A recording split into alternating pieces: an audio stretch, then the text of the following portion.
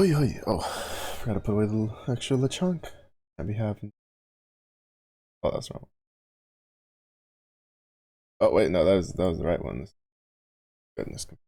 What's up, Zerg? Congrats on being biggest bear. Dethroning Goku once again. Goodness gracious. Oh, did you end up farming any more honors last night, or you decide to save your sanity for today, for later today?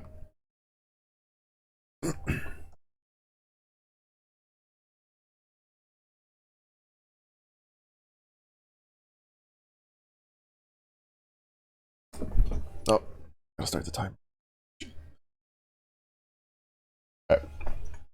The timer is like another 5 minutes longer than before, and then it should be a little bit longer. I'm hoping it just lines up a little nicer so that at the end of stream it's like 20 minutes instead of 30 minutes. For a break. Or dictionary. Okay. Yeah, so I have to rewrite this to work off of files. Passed out, then wake up until after prelims ended. It's the rest, my body's like, be free.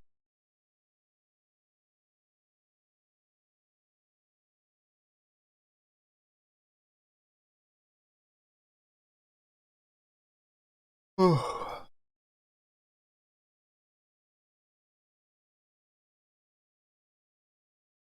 Alright. We got tier B. Pretty normal for us.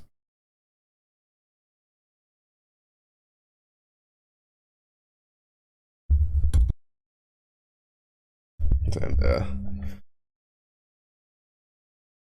yeah, especially considering all the like setups that were going up for this, especially on Varuna.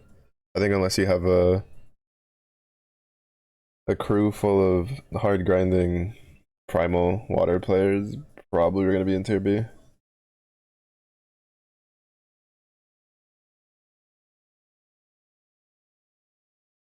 Alright. But yes, needs to work off of the file.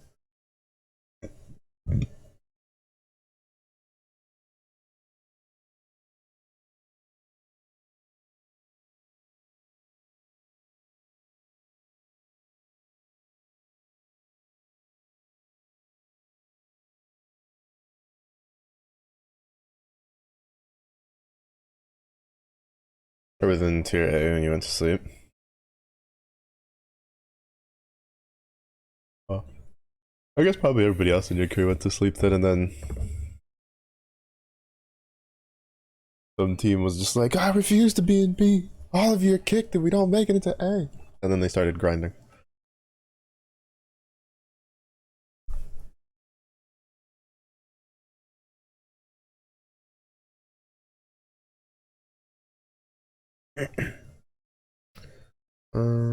Where to finish this?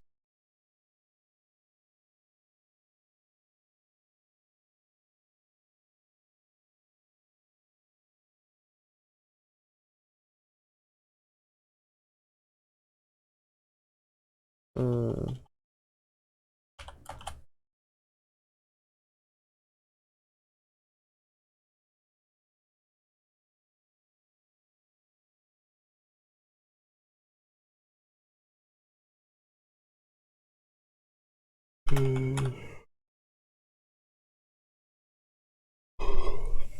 How much time was left when you went to sleep? Honestly, I'd never pay attention to the time break points. The only break point I know is the breaks in between the rounds, because I can't do anything there.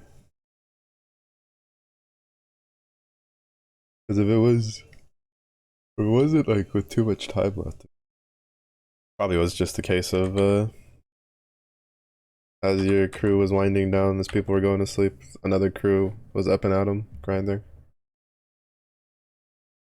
Barely edged you out.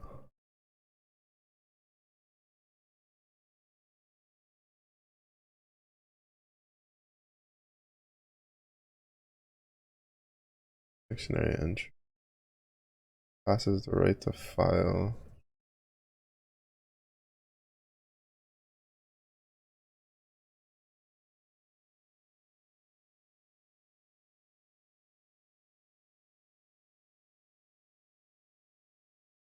File exists. Old file equals.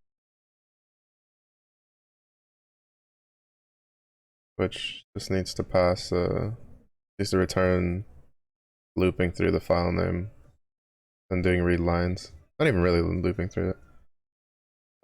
With open file name w.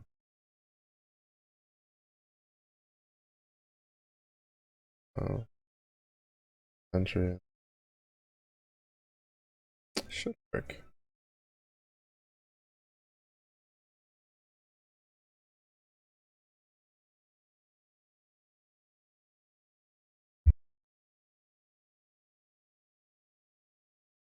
Alpha mashup. Mm -hmm.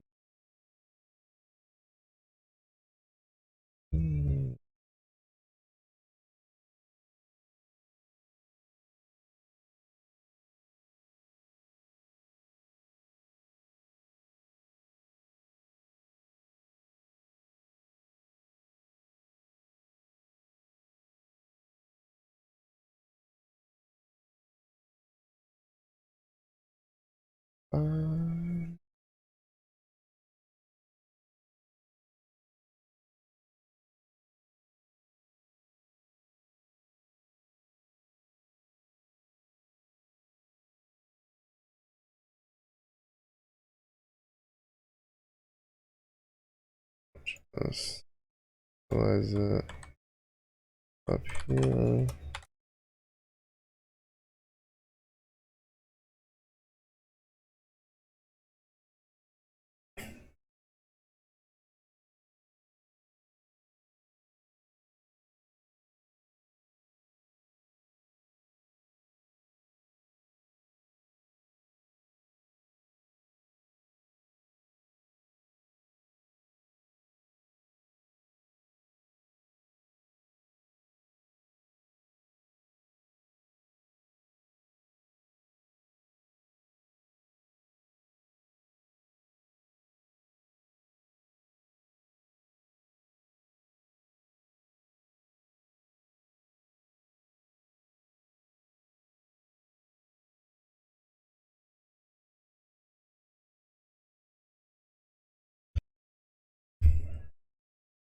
Midnight Japan time was the end, which was 9 a.m.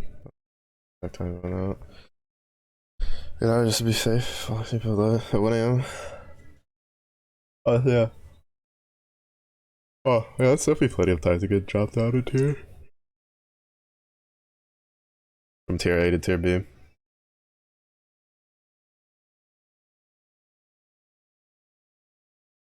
Because them JP bros, they don't sleep.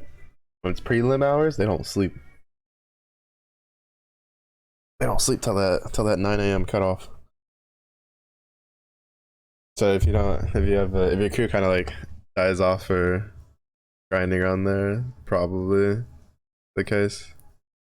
Especially because I just feel like uh these last like two guild wars for the favorite elements, there's been a lot of just really strong comps for just shitting out damage.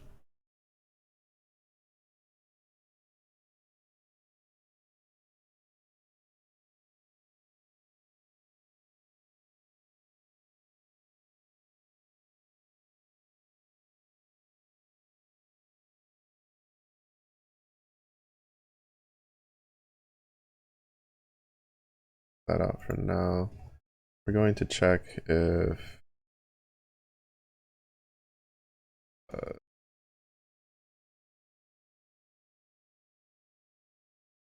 if the file creation works.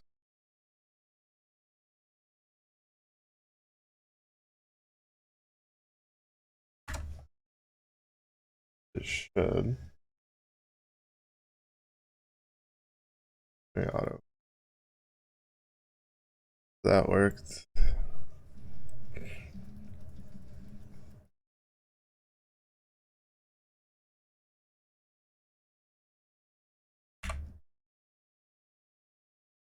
Try it again.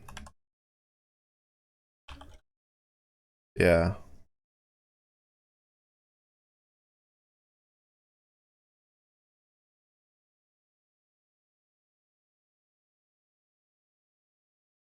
Wait. I shouldn't have errored with this because this worked with the other one. I should have tried this, and then if an error returns for file exists, I should have done the try.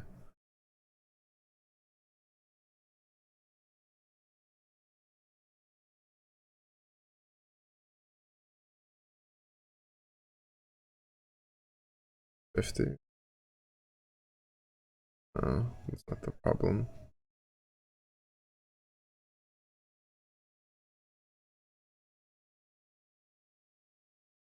None type.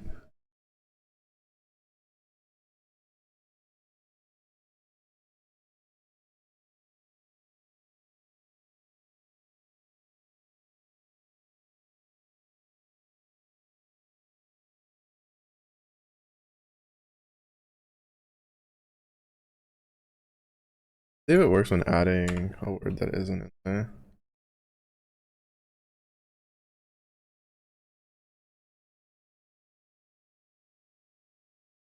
No, okay, so why did it work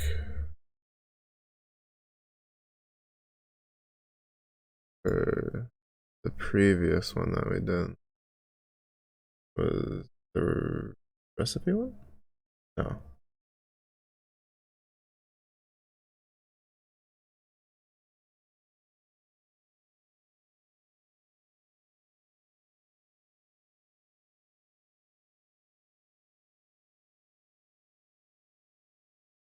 Mm-hmm. Mm-hmm.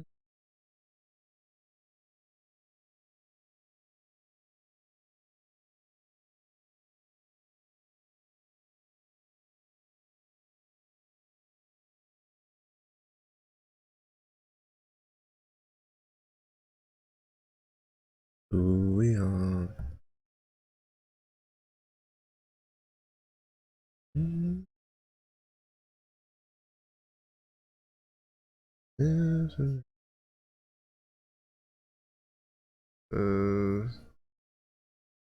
Yeah.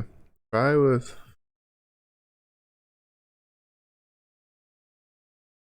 file access file. Oh no, yeah, because it needs file entry. Hmm.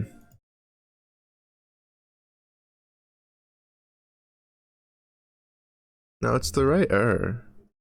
I don't think this is like the actual problem. I think the actual problem is something else.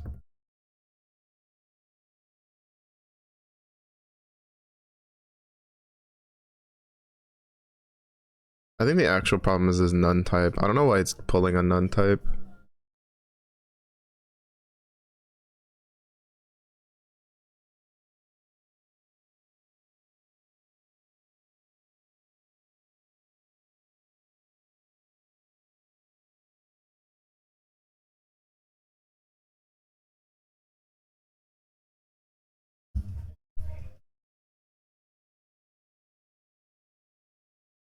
Working on fast food manager dream, playing fast food simulator, some of the other hall girls. Oh, bringing KFP to life.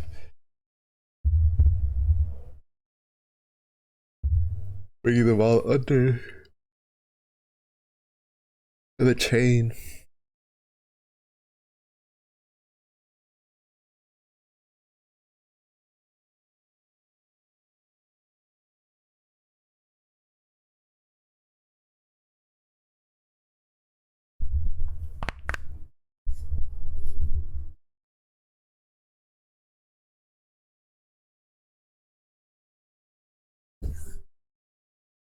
Hmm.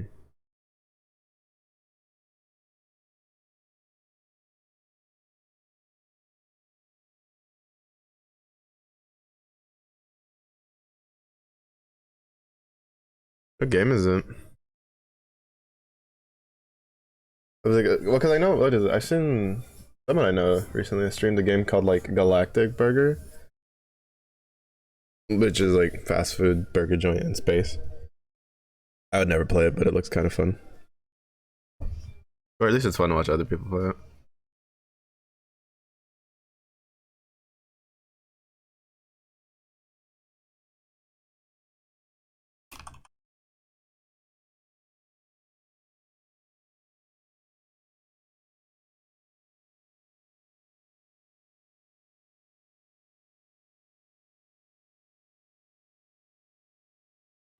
It's down here.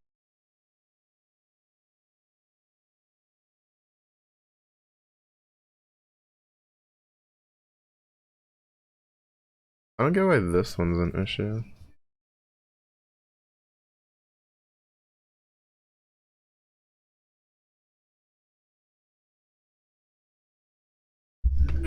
Literally, oh well, that checks out. Oh, I'm so dumb. I know what the problem is. Problem is.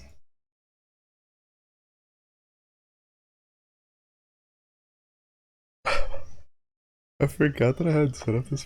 I'm a moron.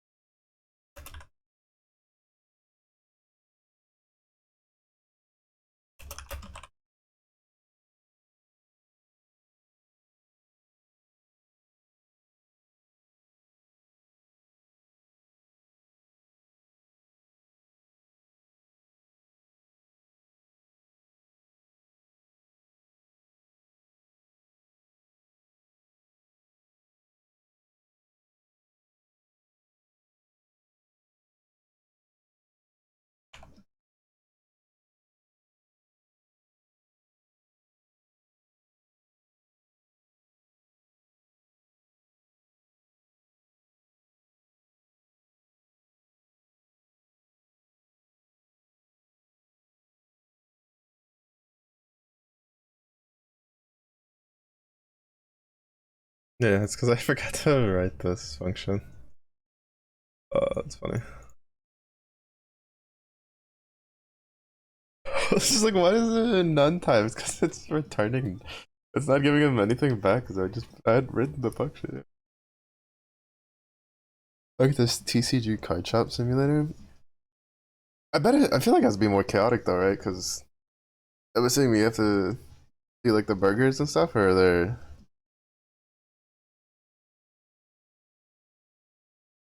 Because I've seen a little bit of what is it? The grocery store one, like the grocery store simulator. When it's like multiplayer, I've seen that get chaotic as all hell, which is kind of funny.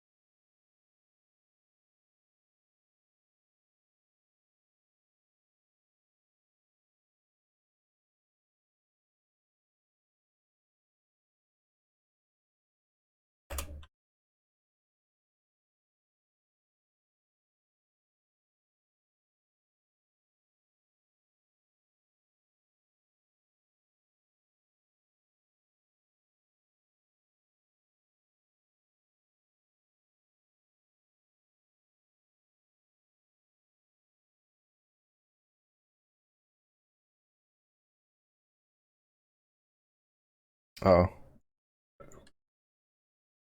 Mm.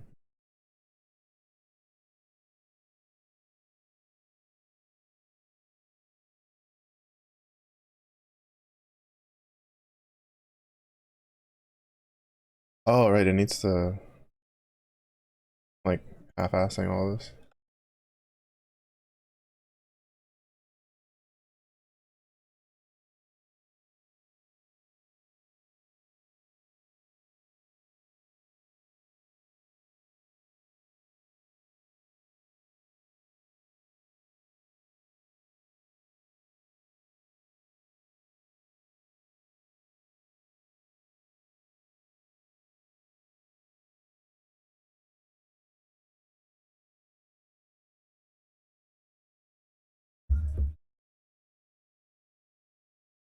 Saw a video of someone spinning a wheel of games, playing what they land on for an hour. Played one game called Game Time Glizzies. Is running a hot dog stand at a game stadium.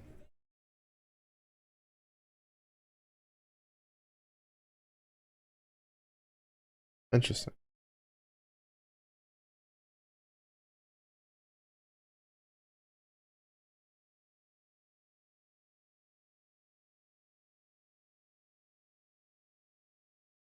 Also put in paying off debt to stand 7 days of operating within it. Ah, so they gave themselves little challenges for the game they play. That's kind of cool.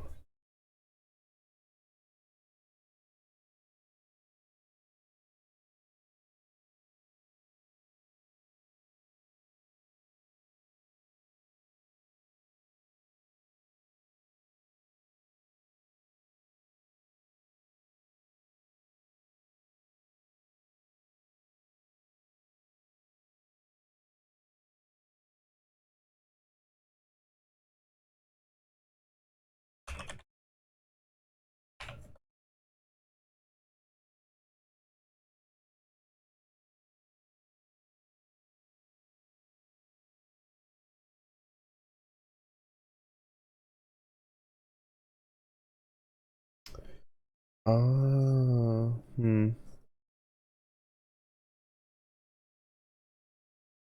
Why did it return back? Because I didn't put /n at the end of it. Yep. Explains a lot. Forgot about the /n.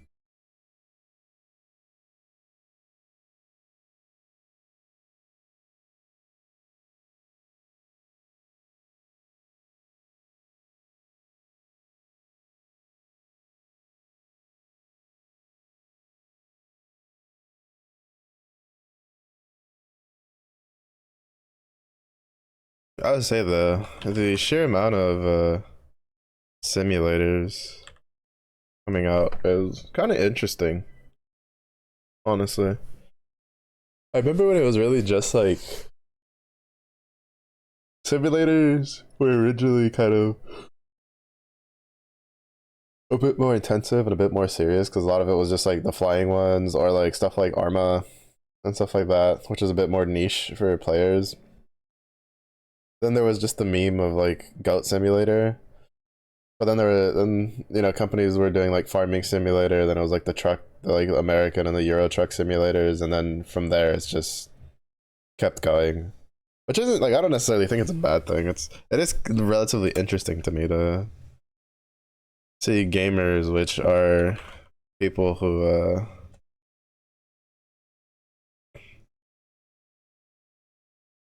generally oh, I need to rip it. Trying like I don't know. I feel like you generally play games to escape, or to like chill out from work, and then you play a game that's about working. It's kind of funny. And I mean, granted, you have the regards where it's like you can just go crazy and like throw shit, not care. But it's just interesting to see how popular they've gotten. What is it? It's like it's not called like a something simulator, but there's like that one game right where you're like an artist who you have to sell your own like paintings and stuff. Seen a couple people play that. I think Ina did a playthrough of it a long time ago. I used to watch.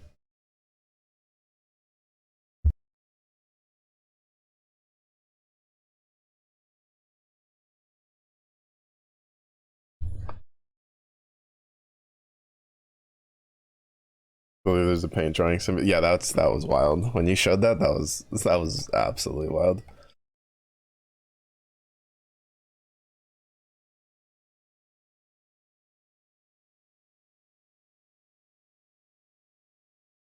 Passport out. I think so. I think that's what it's called.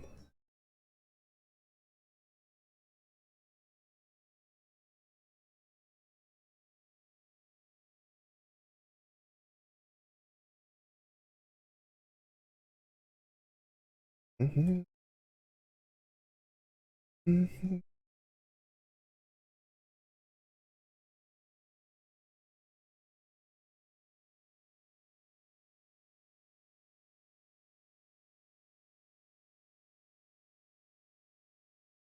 Mm-hmm.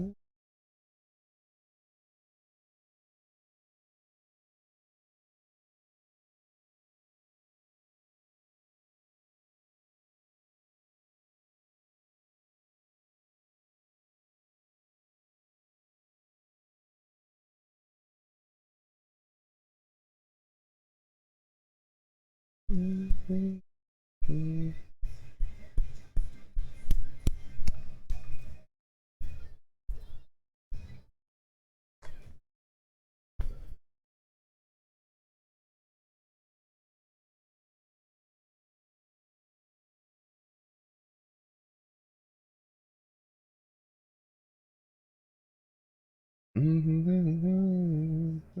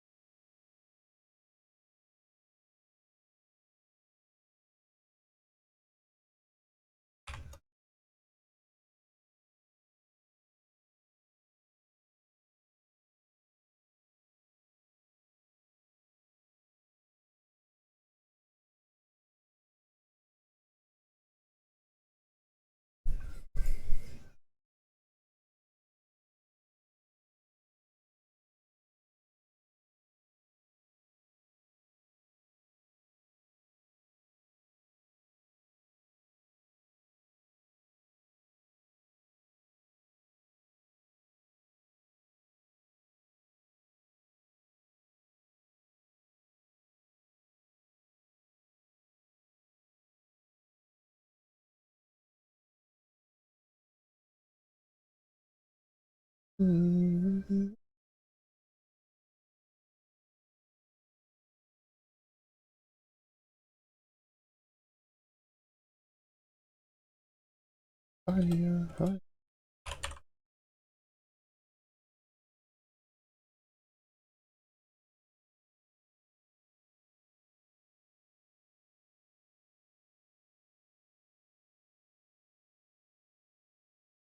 we go. Much better. Oh, right. I keep doing that by accident. I keep wanting to like make it continue searching. But it works. Fishing in the ground.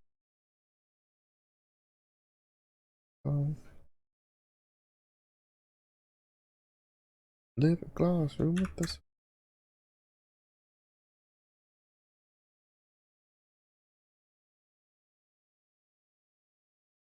Yeah, that one was pretty easy.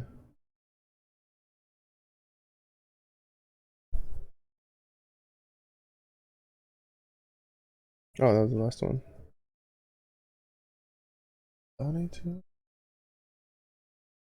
Legends that die.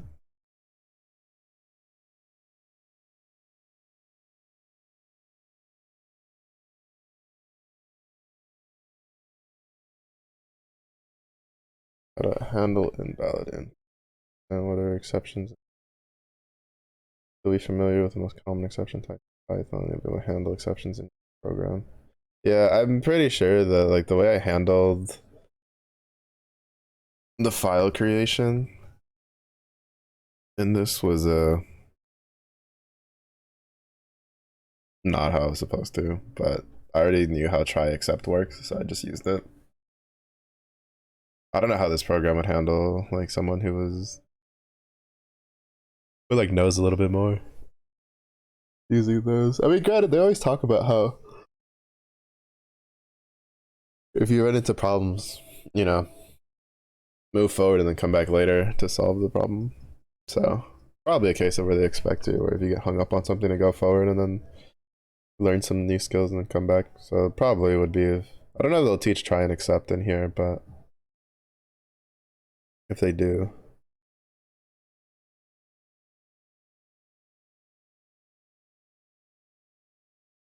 The two basic categories of errors that come up in programming context: syntax errors, which execution, runtime errors, which halt the execution.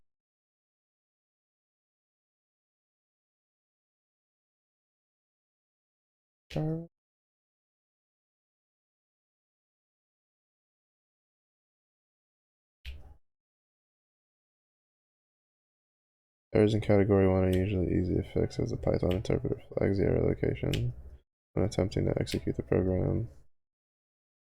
Common syntax errors include missing a colon at the end of the header line or missing a quotation mark at the end of a string. Errors in category 2 can be much harder to spot as it may happen. They only occur at a certain program may work just fine in most situations, but due to an error in a specific mark. Concentrate on handling errors. Good validation. Many errors come up. During execution. During the execution program. Valid input. Missing or empty values and methods, such as empty strings, when the length of the string is critical.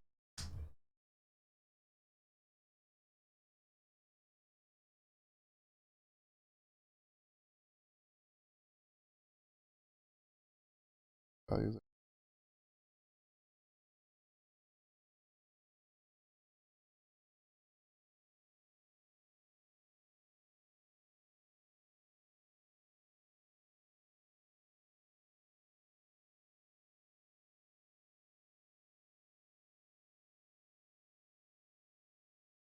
Valid indexes. Access x3 in the string A value. Strings or integers affected.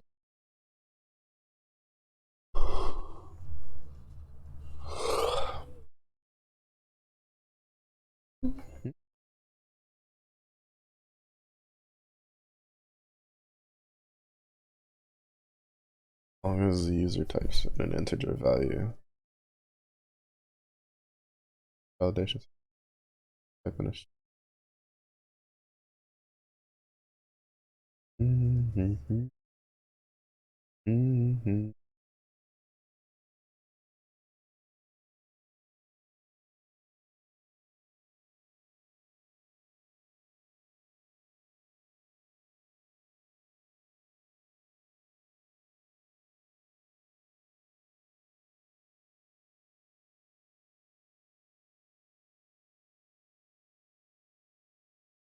Oh yeah, no, they teach us. Yeah, they teach right after try and accept. I kind of figured they'd teach that soon. That was something in a when I was looking up different stuff for file creation was a pretty common uh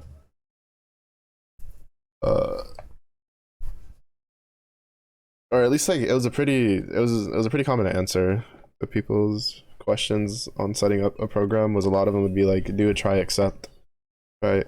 That'll try to create the file and if it's already made then it'll get the exception for it and then carry on.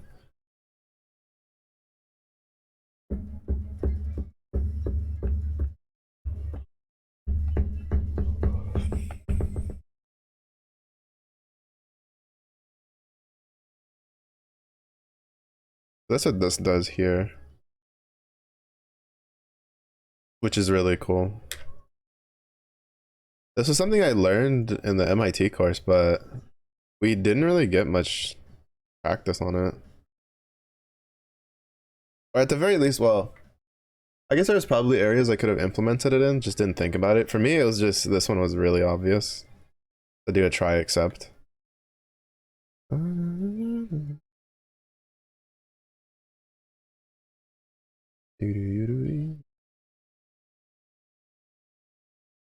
Yeah, do a try with open file.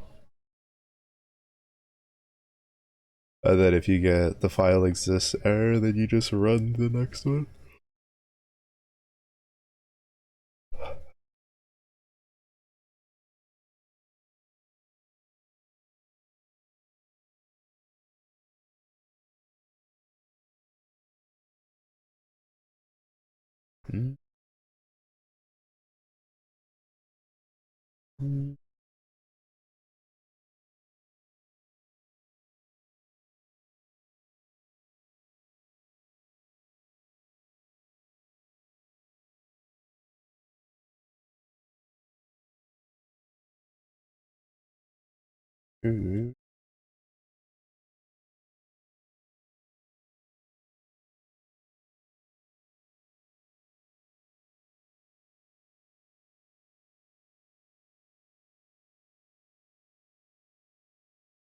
I should not have gotten added twice.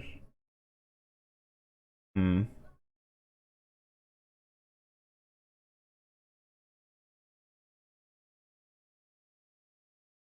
Why is there a bracket?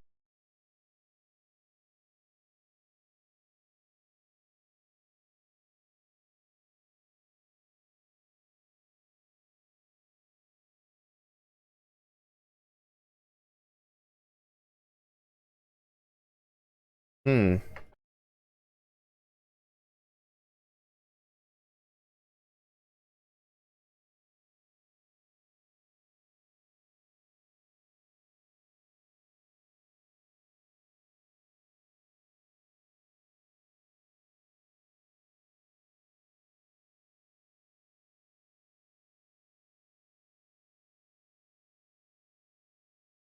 Because I haven't cleaned the lines on this.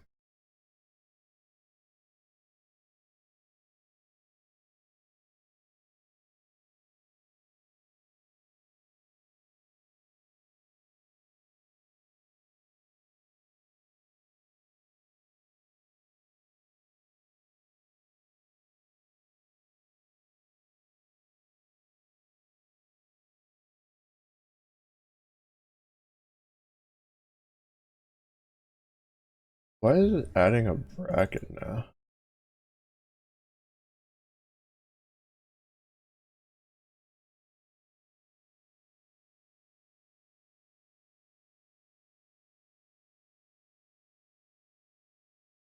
Where is this coming from?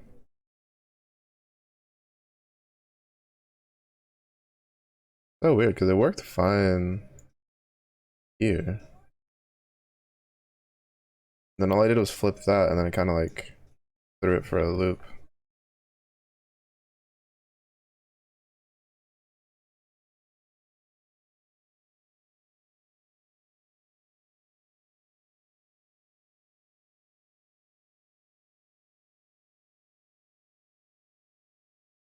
Yeah, see, it does that.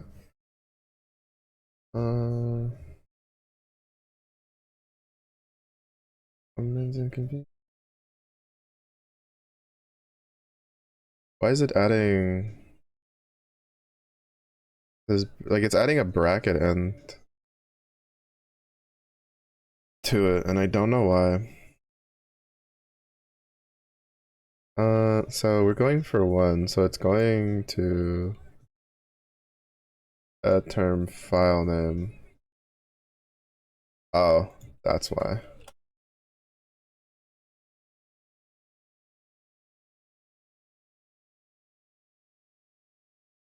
Oh god.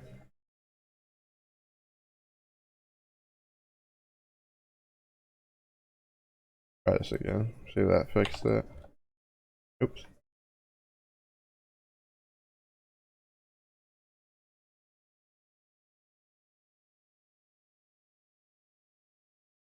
Okay, yeah. I didn't realize that. I guess like I had hit it at some point without realizing it. Alright, so then I can go down here. I do what I want.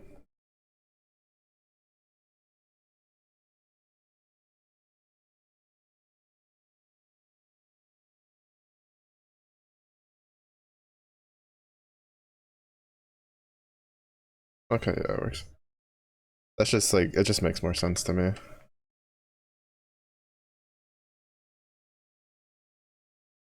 Oh god.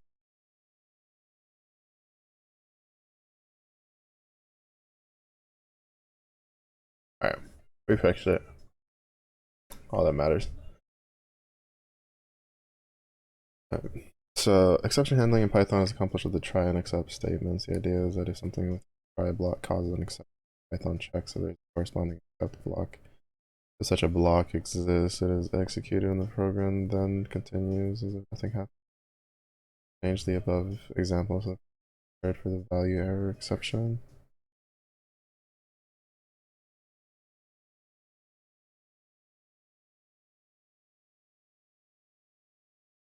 We can use the try block to flag that the code within the except statement directly after the relevant error is meant. The above example covered value error.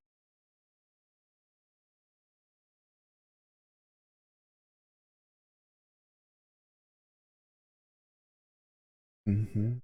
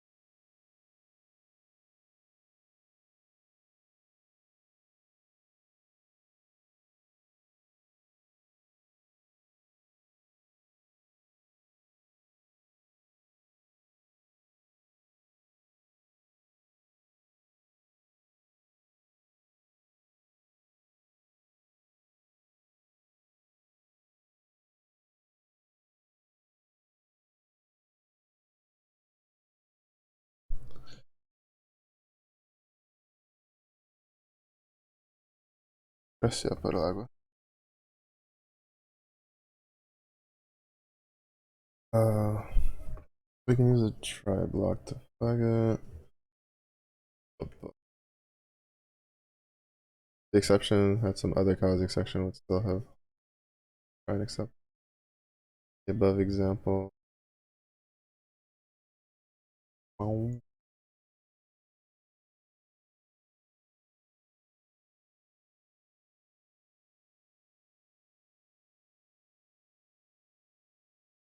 We have example, the error is caught, the value of the age is set to -1. Valid input value. We have already programmed. Program expects the age greater than 0. Following example, we have the function read and asks the user to type in an integer value, but the function is function keeps asking for integers until the user inputs valid input.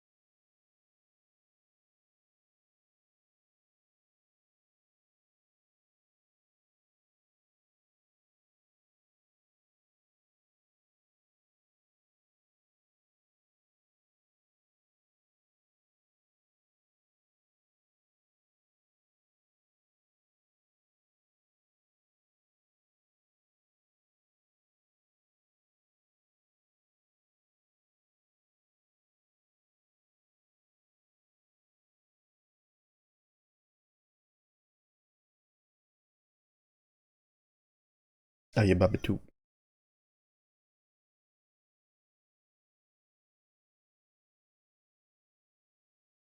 Sometimes it is enough to accept structure without doing anything about them. Ignore the situation in the accept.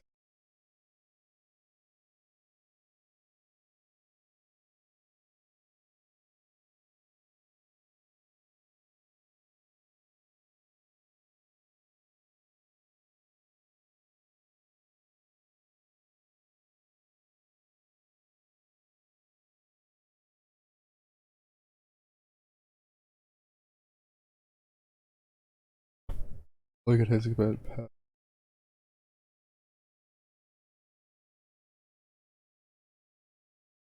What would be the point of that though?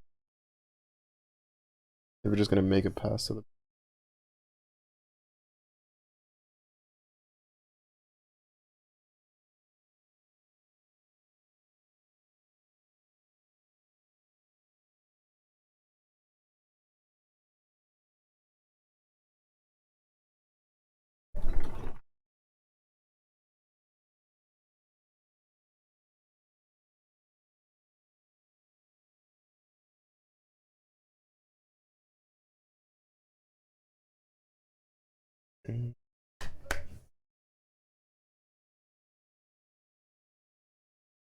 user for input.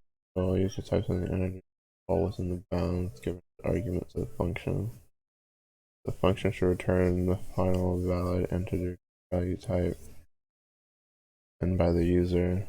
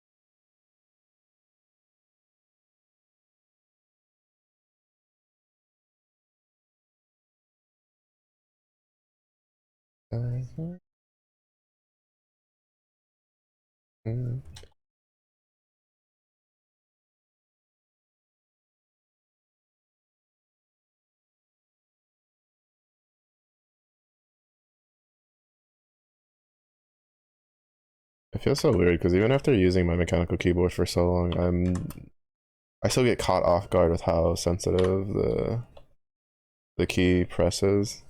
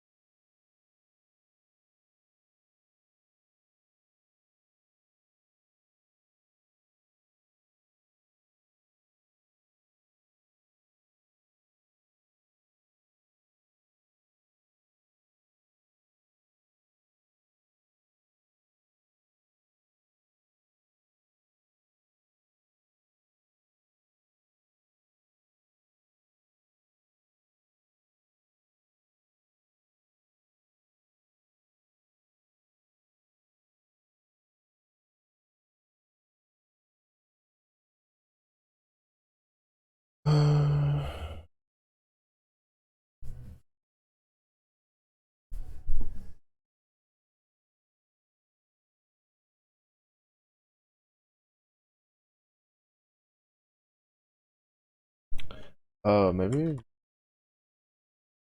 I think I can do except it'd be value error, I think.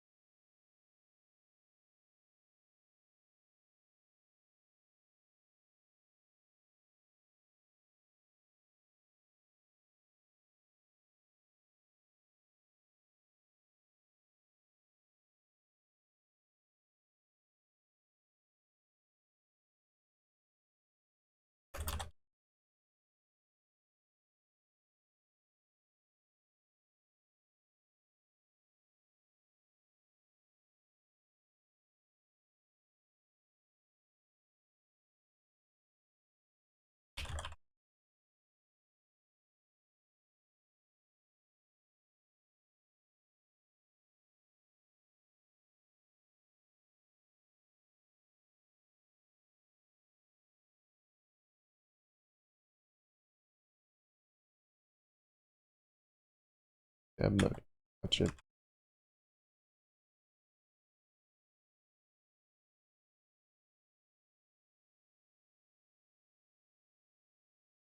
Yeah, that could work.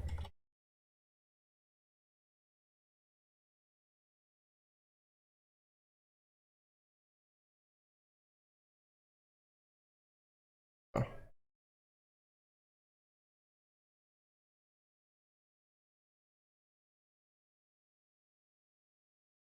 Hmm. Alright, no, that doesn't work.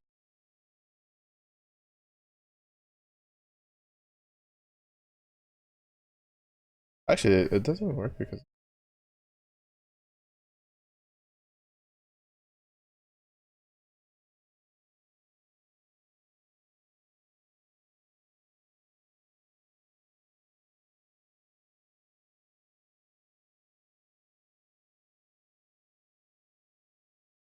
wait, why is it not? I'm confused.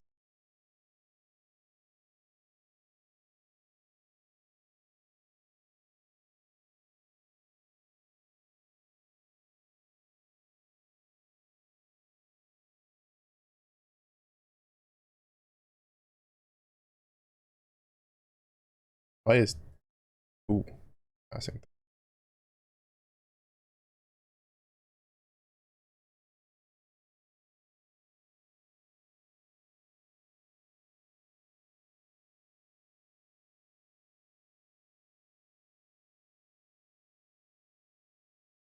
Okay, there we go. So there is a reason why you have to write it like that. Hmm. I feel like like that should equal same thing as other one.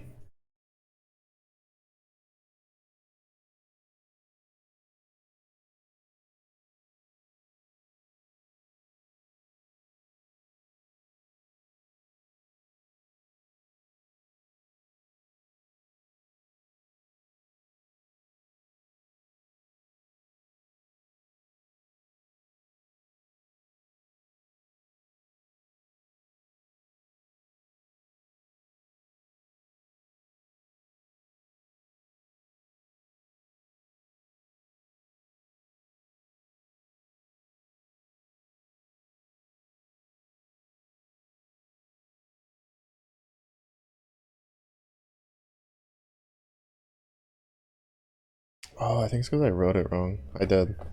I did write it wrong. Didn't I?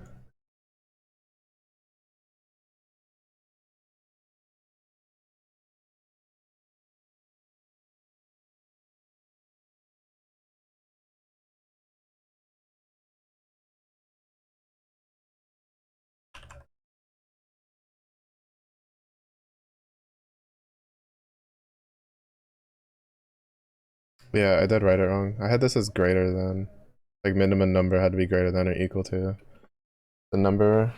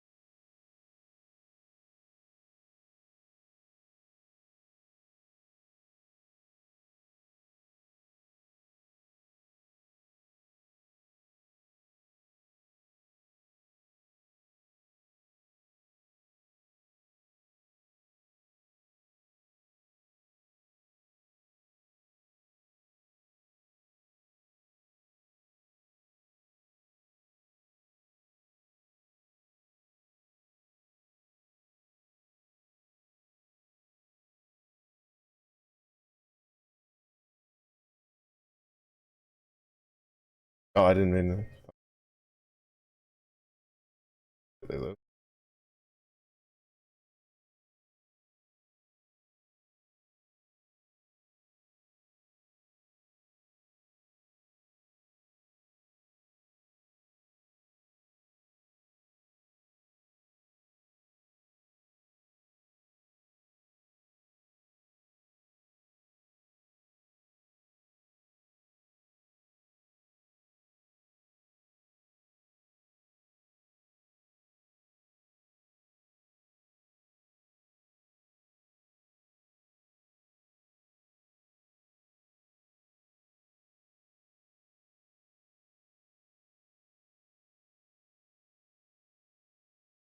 Seeing the Street King waves, I honestly, it's just a case of since none of my teams can reliably full auto this, I just run the one that lets me run Phyllian.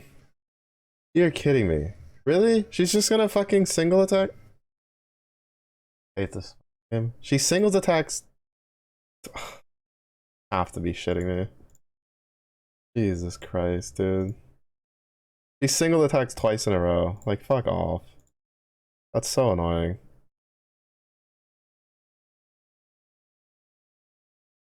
Pretty sure she multi-attacked, it probably kills it. This game's just out to spite me.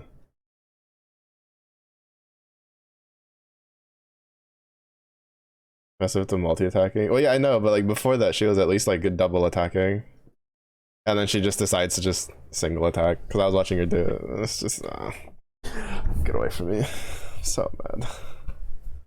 But yeah, no, it's just a case of like, since none of my comps can guarantee soloing it, I just run the one that I like the most. Like the characters I like the most in it, which is this setup. This Phyllian is in it. I still don't know why this comp doesn't guarantee killing it. But shrugs. Guessing it's just missing a little bit of damage for breakpoints.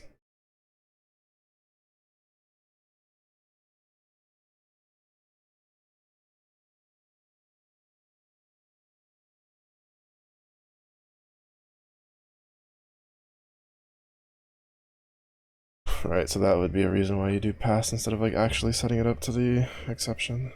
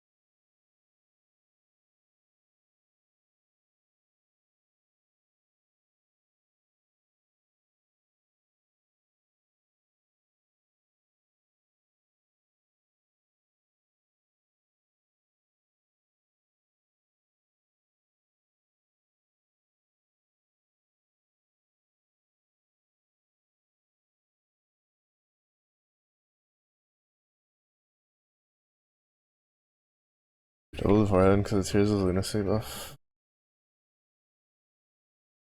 100% double attack rate. Alright, that makes Still.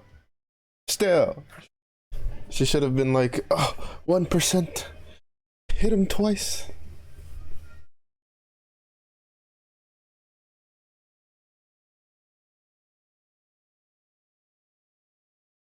Should have been on matter of principle.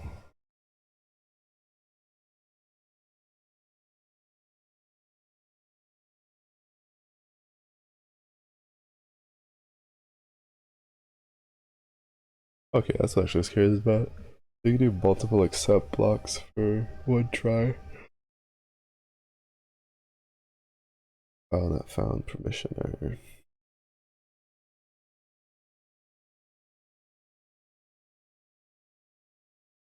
Program. Especially when files enough to know error has occurred. Safe program. No one does necessarily know why the error occurred.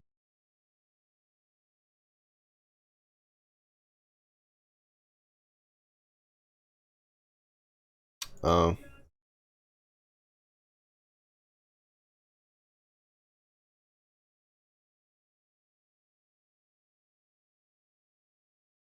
Yeah, this is why I try not to do. That might have caused a bit of a problem. That was definitely a decent amount of damage just down the drain. Oops. Oh, I guess I'll swap Makula for somebody else. Who else do I have? Oh, I guess I'll just put Romeo in instead.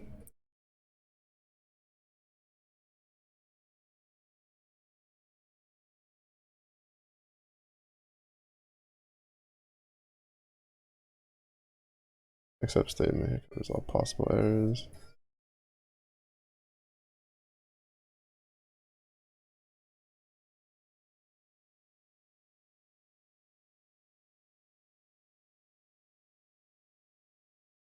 Mm-hmm.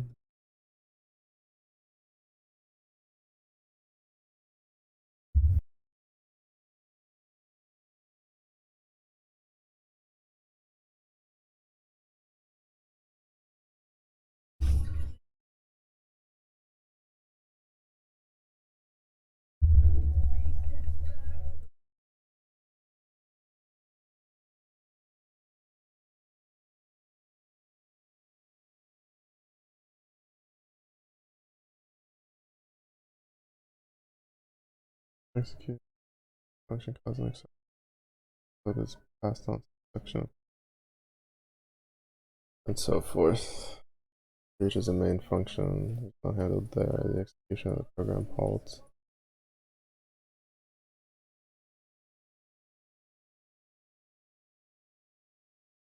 If we have a function tested.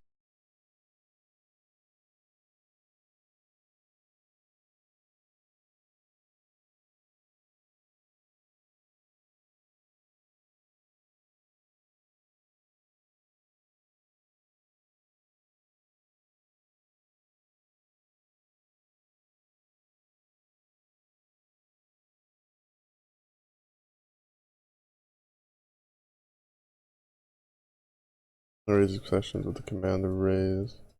Seem like an odd idea to personally cause errors in your program. Active mechanism. For instance, like sometimes you get a data raise an error when detecting invalid parameters. Printed out message validating input function which is here from elsewhere. Just printing something out can go on raising an error.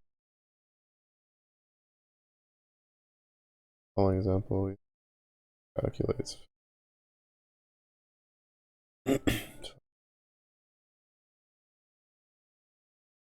argument passed to the function as negative. The function error.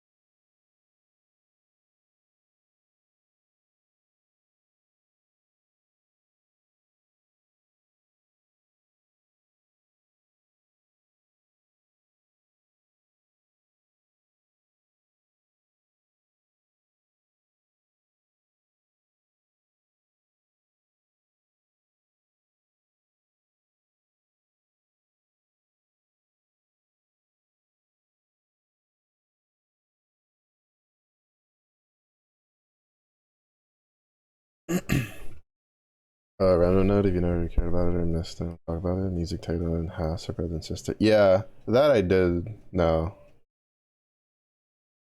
I don't remember how I found out, but that one that's like probably like a little bit of evoker lore I actually do know.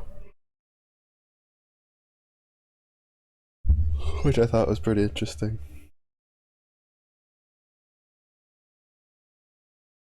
I also like how they went from having only one potato in like the Eternals to the next like grindable characters. They're like have three. They like have three of them.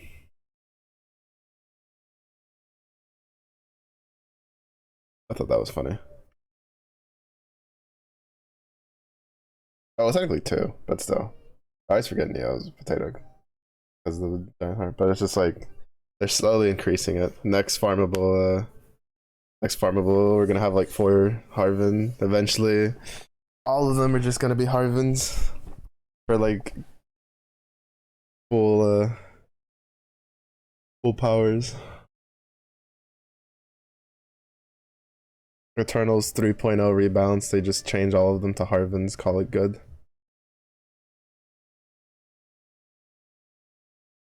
They'll give him like the Six Dragons treatment, right? Where it's just like Fediel like was copying drafts, but not the proper height. They'll just make all of the Eternals like Harvin sized, but still look like their usual versions, just small.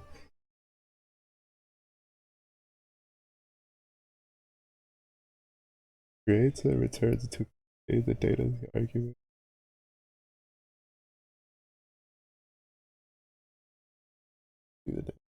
Second.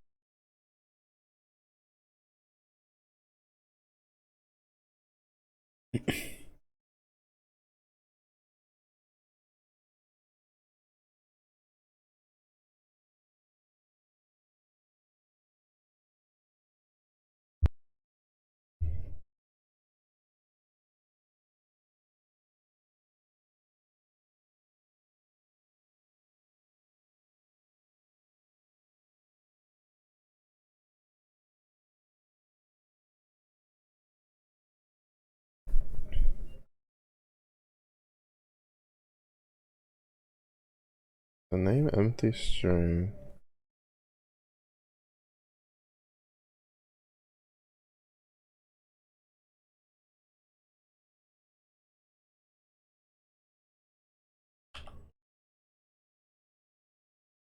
Imagine. Mm-hmm.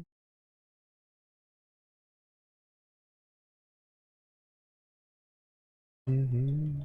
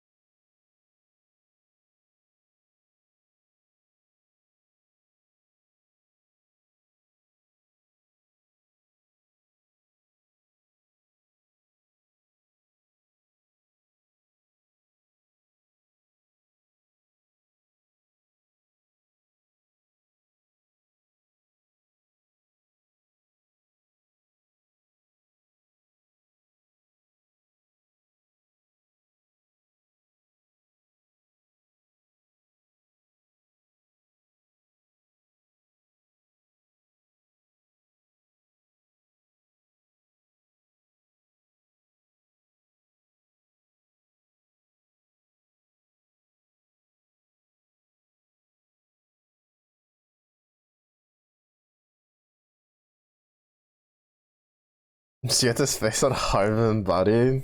Trust. Trust.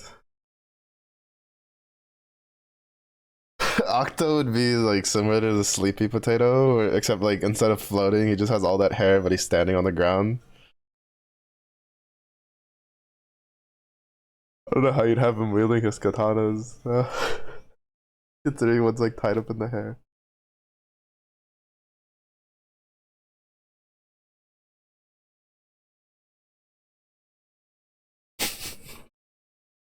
Actually, the Siete one is actually kind of funny. It cracks me up just thinking about it.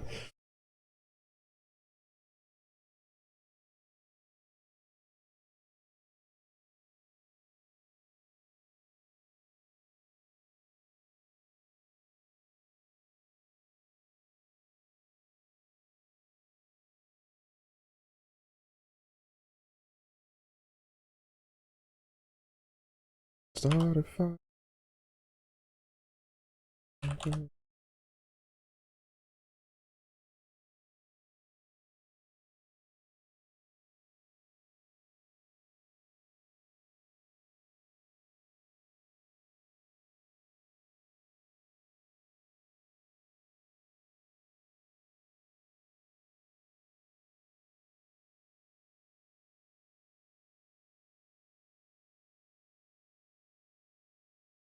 I wrote it back right.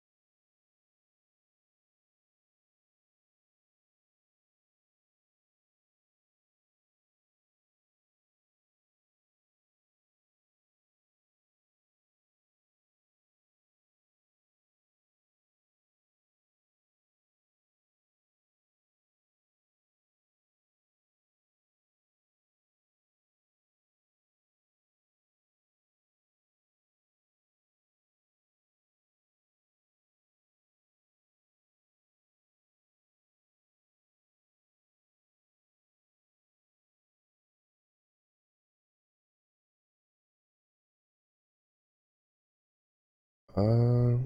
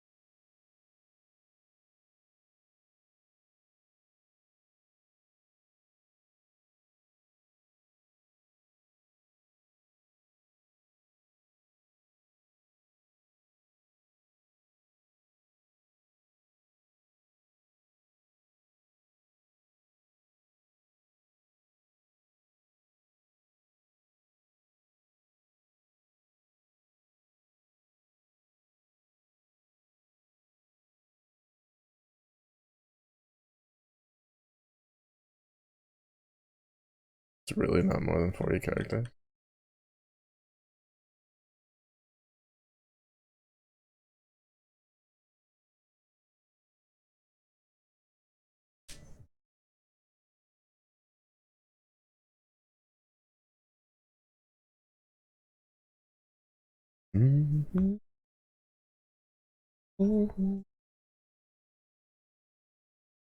I still find it funny when I was looking up like Siegfried team comps, where I was just like, wait, they're using the event Siete, and then I instantly realized it's because he has sub all. So they're just using to sack him.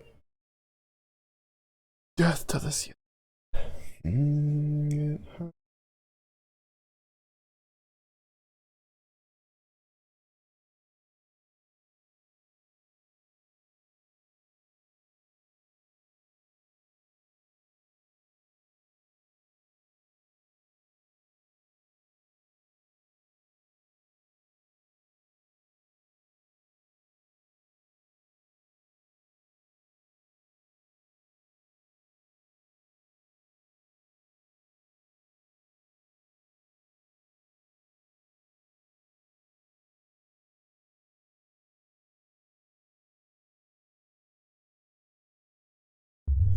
All between 139.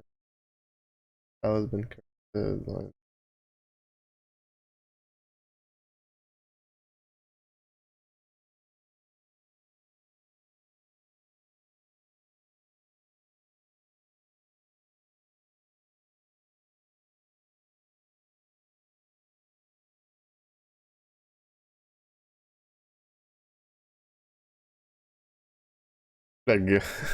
after using Rosetta constantly for it, yeah, they looked over and they went, "Wait a minute, why are we sacrificing this perfect specimen when we have this abomination that we can sacrifice instead?"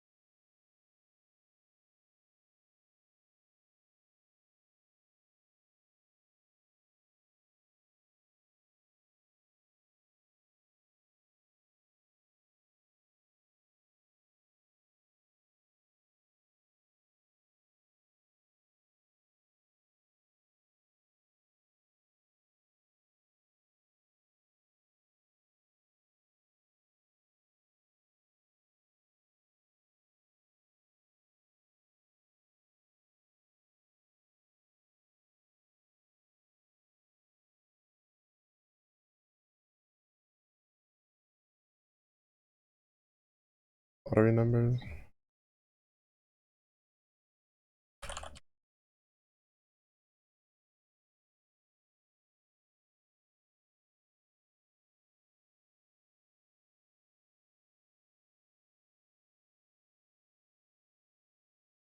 Filter incorrect creates a file called correct numbers. File should contain only those lines from the original file which are in the correct format. Oh.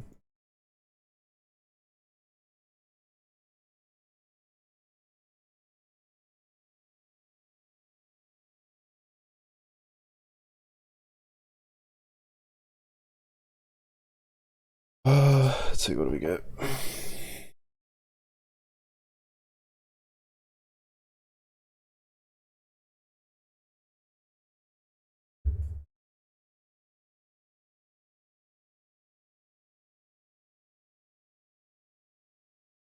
The function is filter,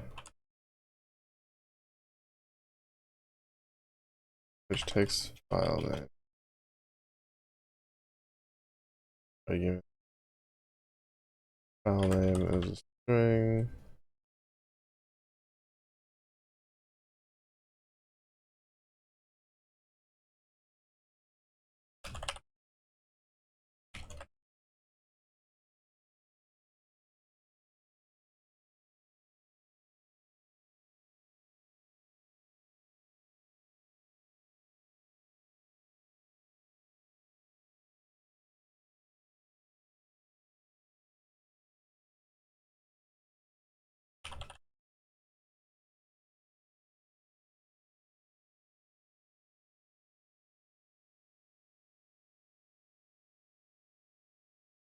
Stretch. Okay.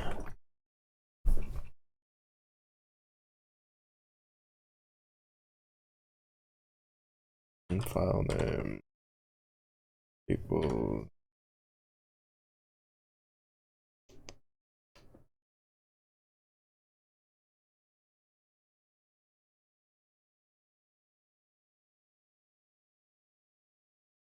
Let's see.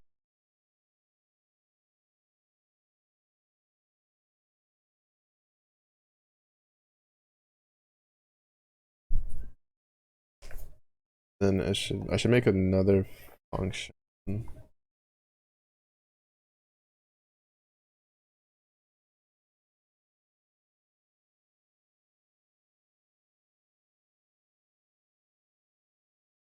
Mm-hmm.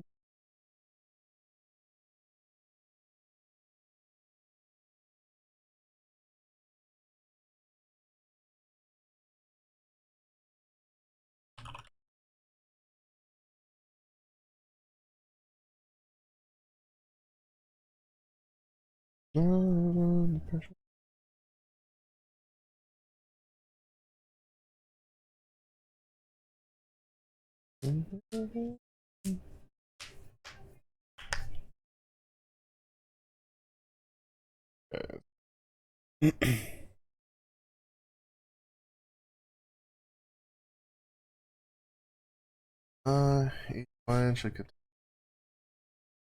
followed by centers, which are all between 1 and 39 inclusive. So it needs to be 1 and x should be an integer.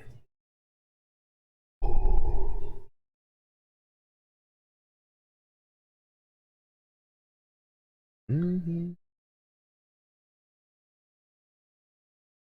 How many honors did you manage to knock off? 80 something mil, I think. I remember it being in the 80 mils. I don't remember like the exact amount. So a decent little bit. Got that. We got like almost 13,000 bait.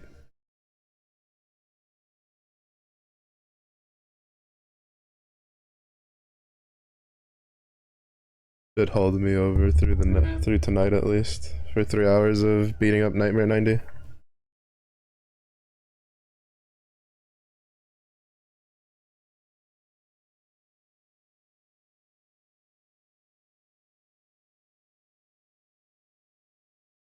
Mm-hmm.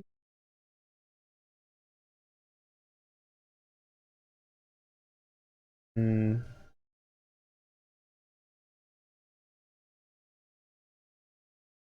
Yeah.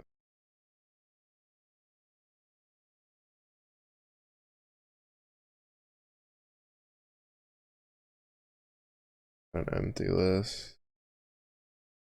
Uh,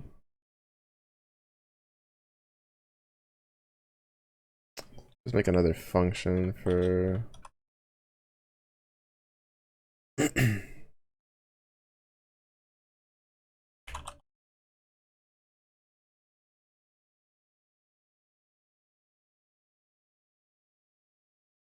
Mm. Mm-hmm.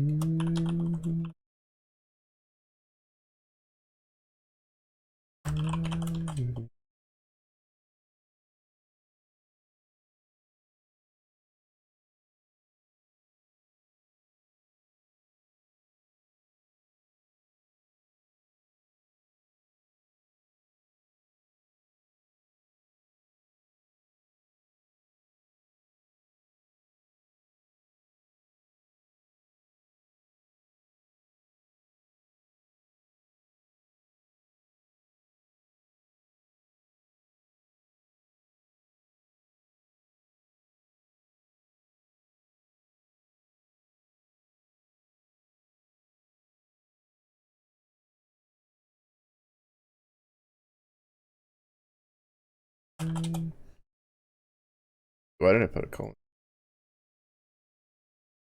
Uh,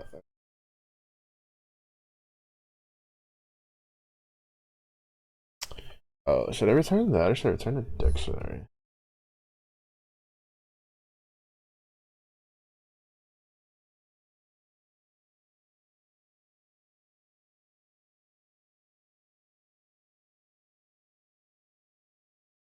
Make me feel.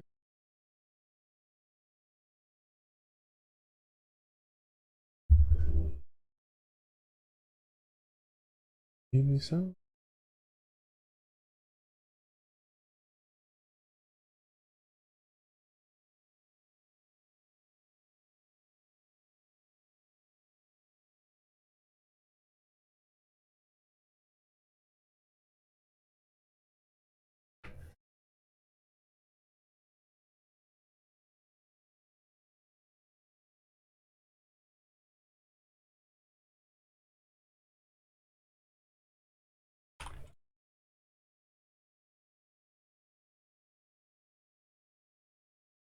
If you say.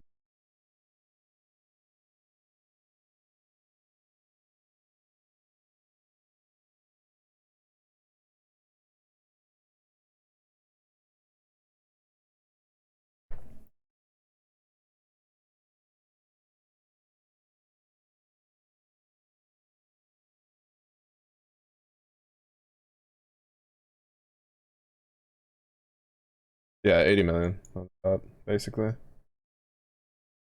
Was what I was able to get. So not bad.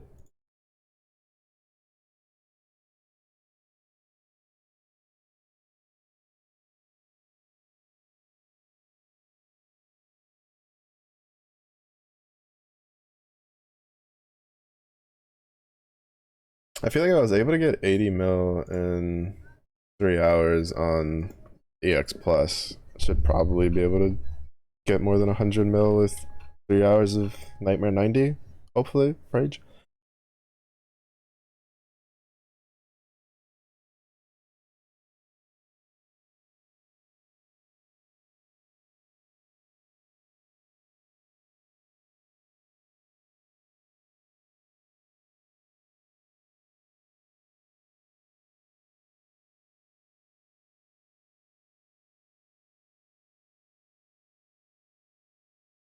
Mm-hmm.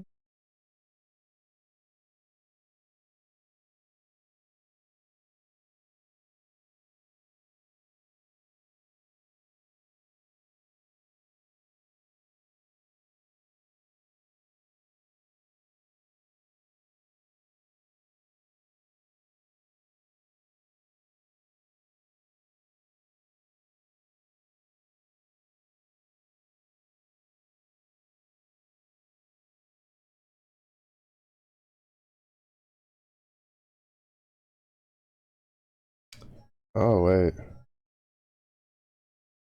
Right. I don't know why I held shift for that.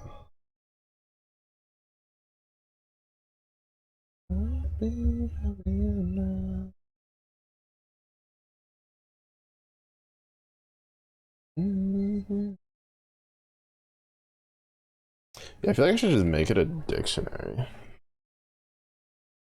Then that way just iterate through the keys, and if the keys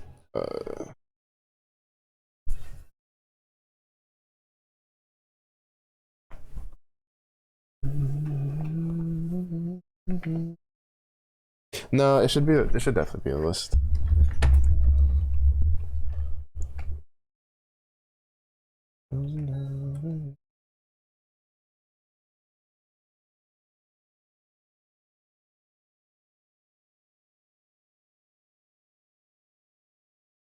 I'd be happier now.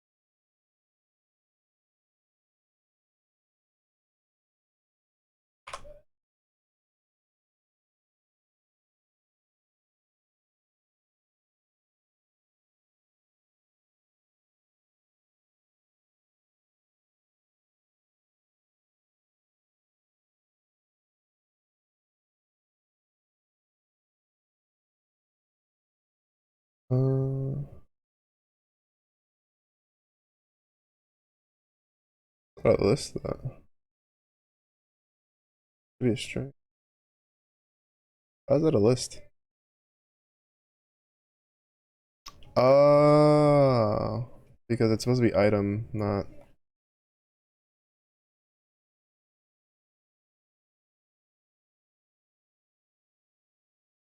That's way more than it should be.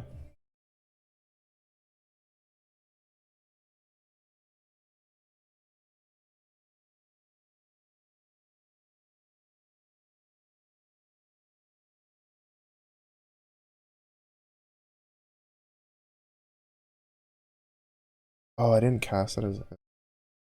Oh, never mind. I understand now. Okay.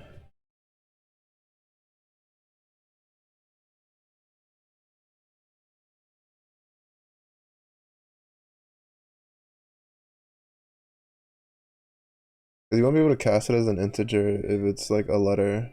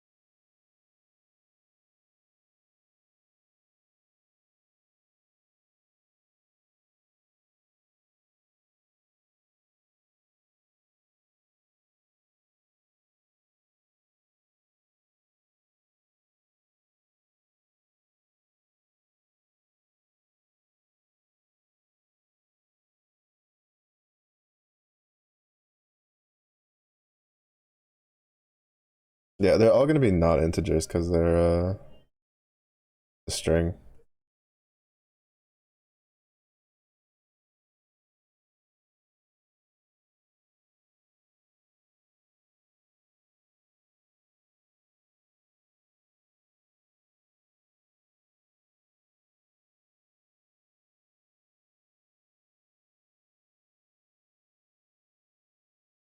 I feel like I should just make these into individual functions and then just piece them together.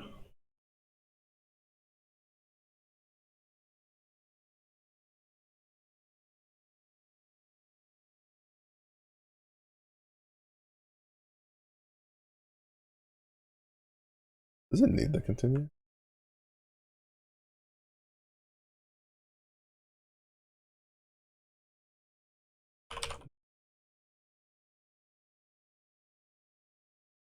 Okay, it doesn't need to continue.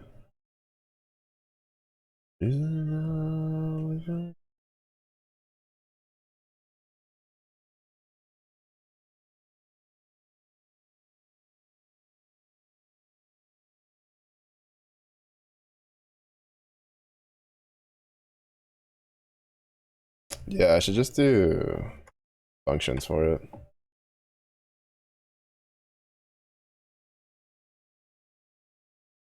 Better check.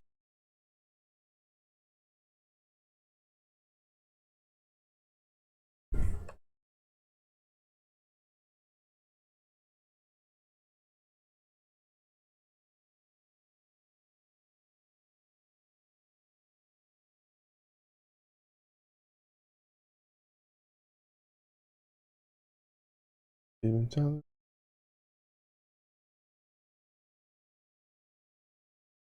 This goes on and on.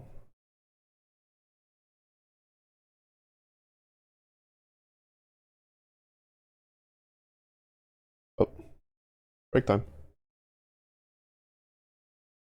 One, here comes 3 to the 4. Oh, 2-step. Transfer. Oh my, good lord. A double shot of whiskey. Rejected. Oh.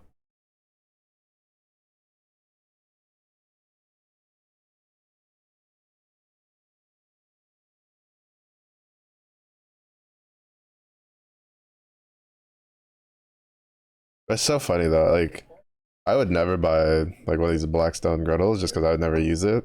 But I, I don't know. I just randomly got a video for Bruce Mitchell like working on their Blackstone griddles, which is obviously like just basically commercials. Just you know uh what should we call it?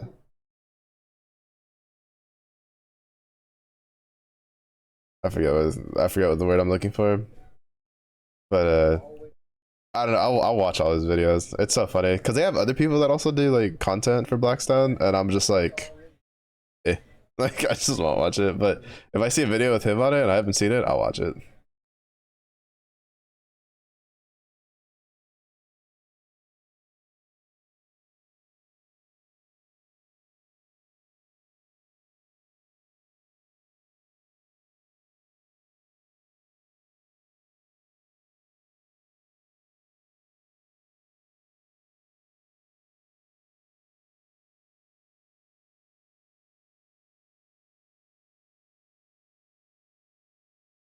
Though it doesn't help when I watch his videos at like midnight and I'm hungry, but it's like past my eating window, and I'm watching him cook up like a ribeye.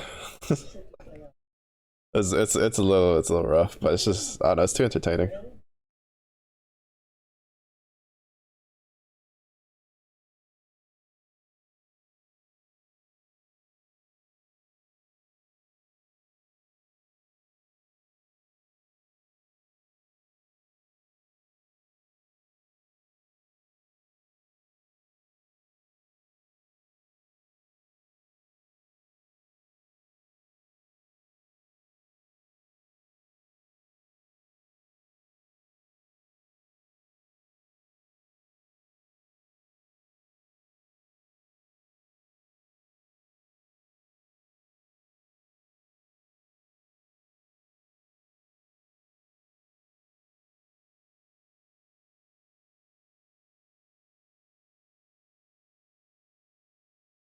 No, I didn't know if he would like try to pronounce it or not.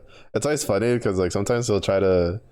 I don't know if he's like memeing it up for the content, which is entirely possible, but like sometimes like there was one point where they had like pancetta, and he was just like, yeah, I don't know, I don't know how to pronounce it. Opens it, smells like bacon to me. I'm just gonna call it bacon. I was like, somewhere there's some Italians like dying.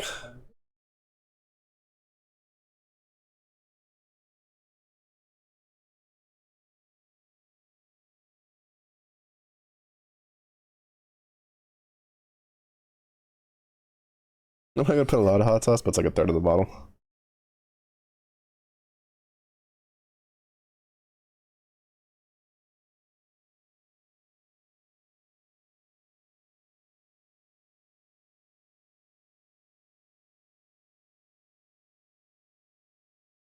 To be fair, some of the stuff has been pretty interesting. He had these French toast PBJs that he did. I wouldn't eat it as peanut butter and jelly, but it's like the concept's pretty cool, pretty interesting. I'd do it with like jam though. Like I just take like strawberry jam or something. Cause he took like two big things of like Texas toast, and he put like peanut butter, then put the jelly, then put peanut butter on the other side, and like smushed it together, and then like put it in the French toast like mix, right, and then cooked it. I was like, I wouldn't do it with peanut butter because as I gotten older, uh, I don't know, I don't like peanut butter all that much. I actually was never too big of a fan of peanut butter when I was younger. I'd eat it just because de facto young child meal was peanut butter jelly sandwiches, and I was just like, I'm hungry.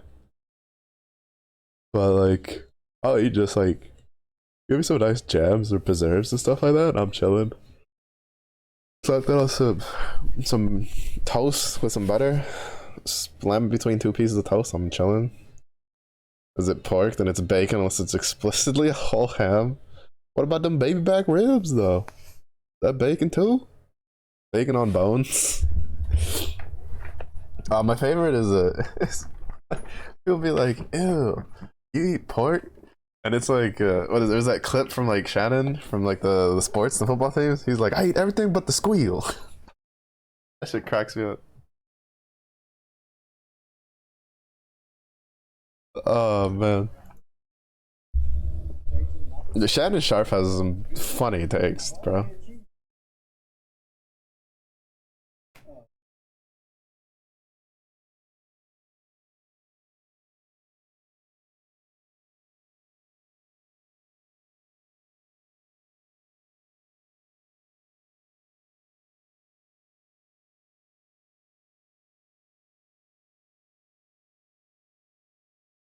I don't know, like I'll eat pork, but for instance, well, like kind of like what I was mentioning the other day, where you gotta have to like figure out how things work for you. Uh, whatchamacallit, if for some weird reason, and it's not just me, this is like me and my parents are like this. If we have too much pork in like a week, our stomachs feel kind of meh. Cause there was one time last year we had like pork chops into a bunch of ham into like just everywhere with no real break because it was on sale, so we had a lot, so we ate a lot, and like all of us by like the end of the week were just like our stomachs. And then we made, well, surprise surprise, rice with chicken, and then we're all just like, yes, I'll feel good. Like literally the day after we were all just, well, my dad's stomach's all kind of fucked up, so I don't think there's a day where he's like, yeah, I feel good. But me and my mom were just like, oh yeah, we feel great. Oh no, it's just weird. It's just weird.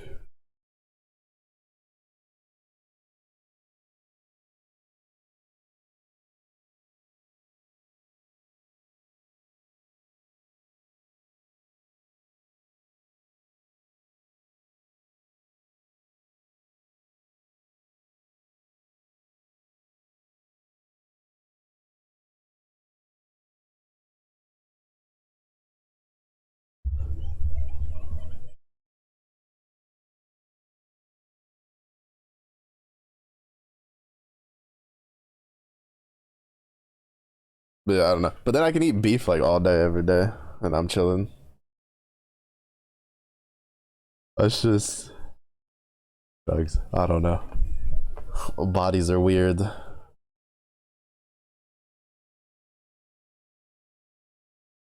Wait, did I start my break timer? I did. I keep saying that I'm gonna try to find like a timer thing that I can just have displayed on, but to be fair, I think I have an excuse because between the coding into like packing and stuff, I'm just like I'm so dead when I'm not streaming, and even sometimes when I am streaming, I'm like dead.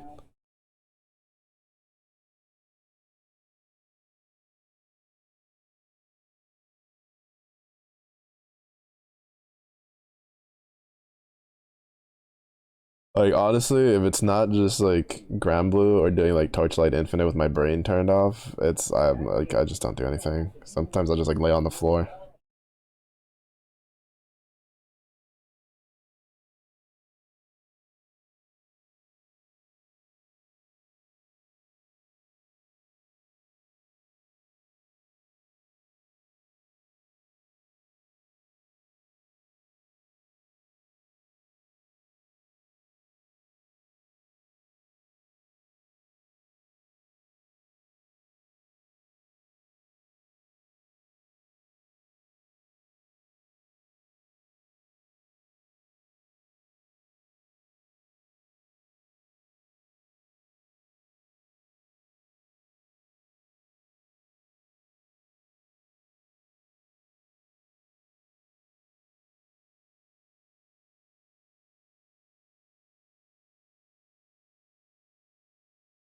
With the floor like Ina. Honestly, I kind of like. I feel like she's the reason I started doing that. Well, partially. When I was a kid, I used to like laying on the floor a lot, but like I definitely stopped doing it when I was older, and then after like was like talking about it, I think I started. My brain was just like, oh hey, we used to do that, so I went back to doing it again whenever.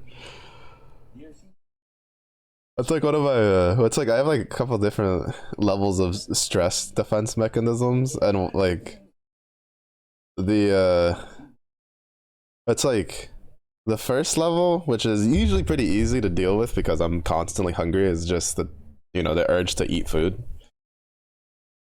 Like I just like if I get stressed out, I just want to eat. When my levels start rising, uh, Second level is hard procrastination on things. Like even more so with the normal. Which is usually when I'll just try to play a bunch of games instead. That's been kind of hard. I've been fighting that with the coding thing. Sometimes I just don't want to stream coding and I just want to play a game. But I was like, no, I can't. I got to stick with this. And then like the higher level, like level 3 is whatchamacallit, is that it's just the strong urge to literally just lay on the ground and do nothing. That one's a bit hit or miss if I can combat it or not. Because sometimes I just get the tendency of wanting to anyway, but usually it's like getting on the ground to like pet my dog. But sometimes it's also just lay on the ground, and even if he comes over like, oh, what are you doing? Give me scratches, I still just be laying there like a potato.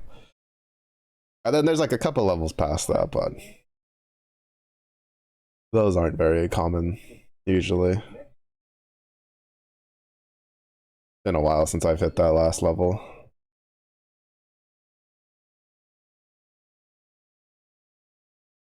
But yeah, those first three, like, oh, it's not so bad today. What was it? I think when I was talking about it on, was it Tuesday? Monday, Tuesday? I was talking on it like this week, right? Where I was just like, I've now realized that this whole move thing is like low key stressing me out on top of like all the studying and stuff. Oh, that day was bad. I didn't want to do anything. I just wanted to eat, like gorge myself, and lay on the floor and do nothing. I didn't want to play games. I didn't want to do anything. I just wanted to. That day, and that day was rough. I don't even know how I got through that day.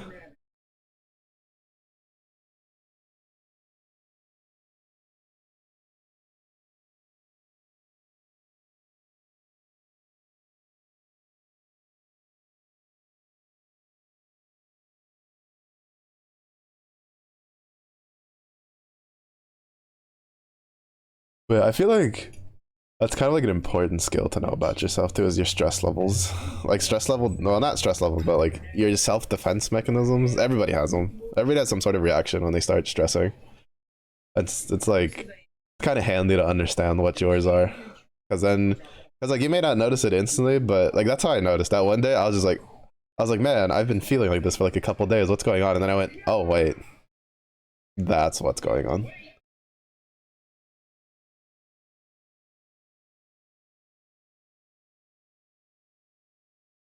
But it took me a long time to figure those out.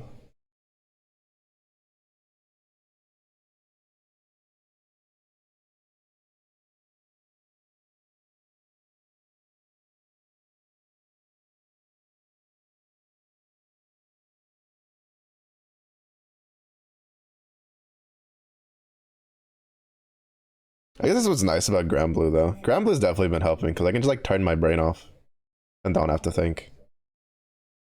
Even though the grinding can be a little like sanity draining, it's still just like it's okay because it's just like not really like I don't have to think. And then like my brain's still just kind of being like, well, we're doing something.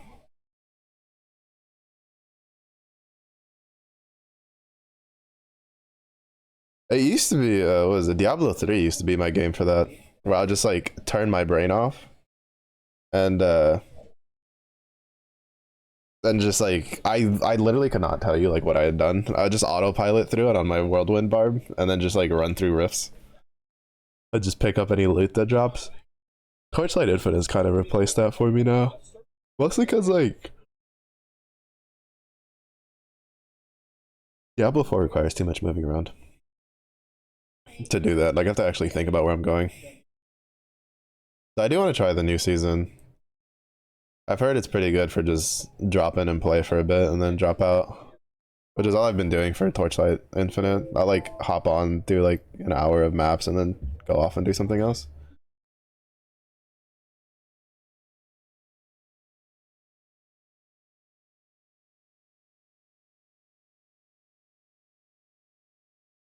All right. How do we do it?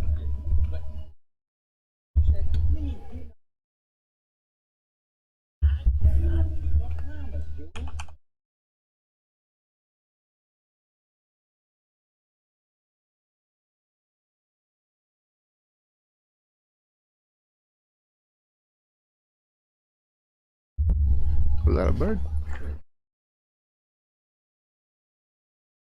I don't know, something like kind of caught my attention. I don't know if it was a car speeding down the way or a bird that flew past. We get some big ass ravens around here. Like this, like big. I've seen some pretty big ones, and the ones here are they some big boys. They peaceful though. They just mind their own business. There's a lot of birds here. There's a decent. That's been one of the nice things about this area. There's been a decent little bit of wildlife. I've seen. We got. I haven't seen Patty, the skunk that lives across the way, for a while. You'd probably post it up somewhere. Uh, bunch of deer. Too many fucking deer. I think out of the last like what 3 nights, right? So Monday, Tuesday. Well, technically 4 because Sunday, but like 2 of them, I've had deer in my like on our property. So I've had to like take a weird walking loop around. But I try not to disturb them. But then there's like blue jays, cardinals, stuff like that. Depending on the time of year, it's kind of nice.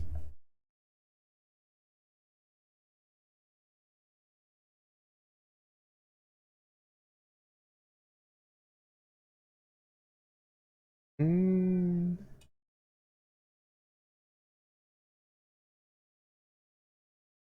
Okay.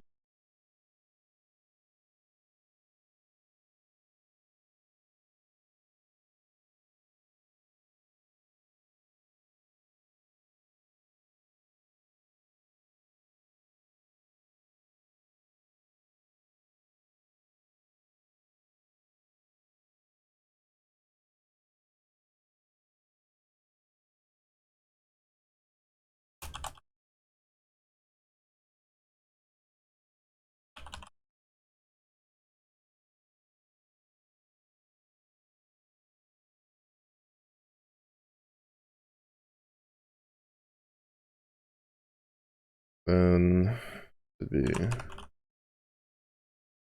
um close check.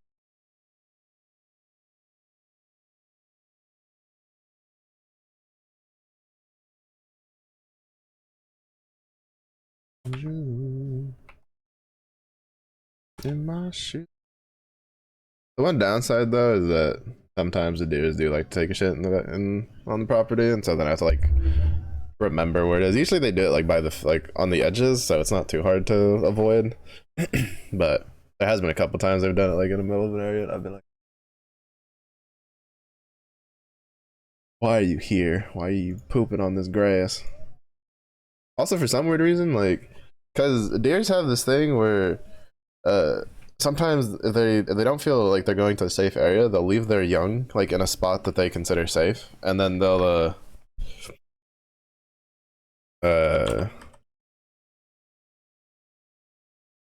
they'll go and do the thing and then come back to get them, which is why they always say if you see like a baby deer or something like in your backyard, just leave it alone, just don't touch it, because if you touch it and you put your smell on it, then that causes them to be abandoned because they won't have the right smell and stuff like that. So I usually just try to give the deers wide berth, especially when them bucks are around. Like I ain't if I ain't got to deal with it, I'd rather just not deal with it, you know?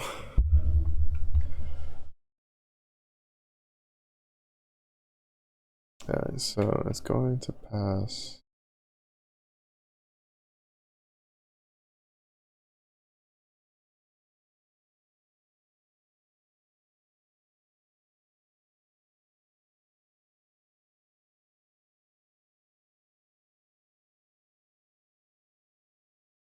Oh no, we don't need this. Because we're not passing the list over, we're just passing the value. So this one. Put on that. Then down here, we're just passing the next one, which is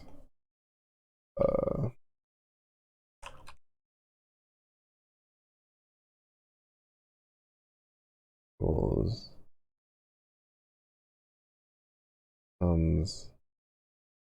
dot split. I think it's comma. Yeah, it's.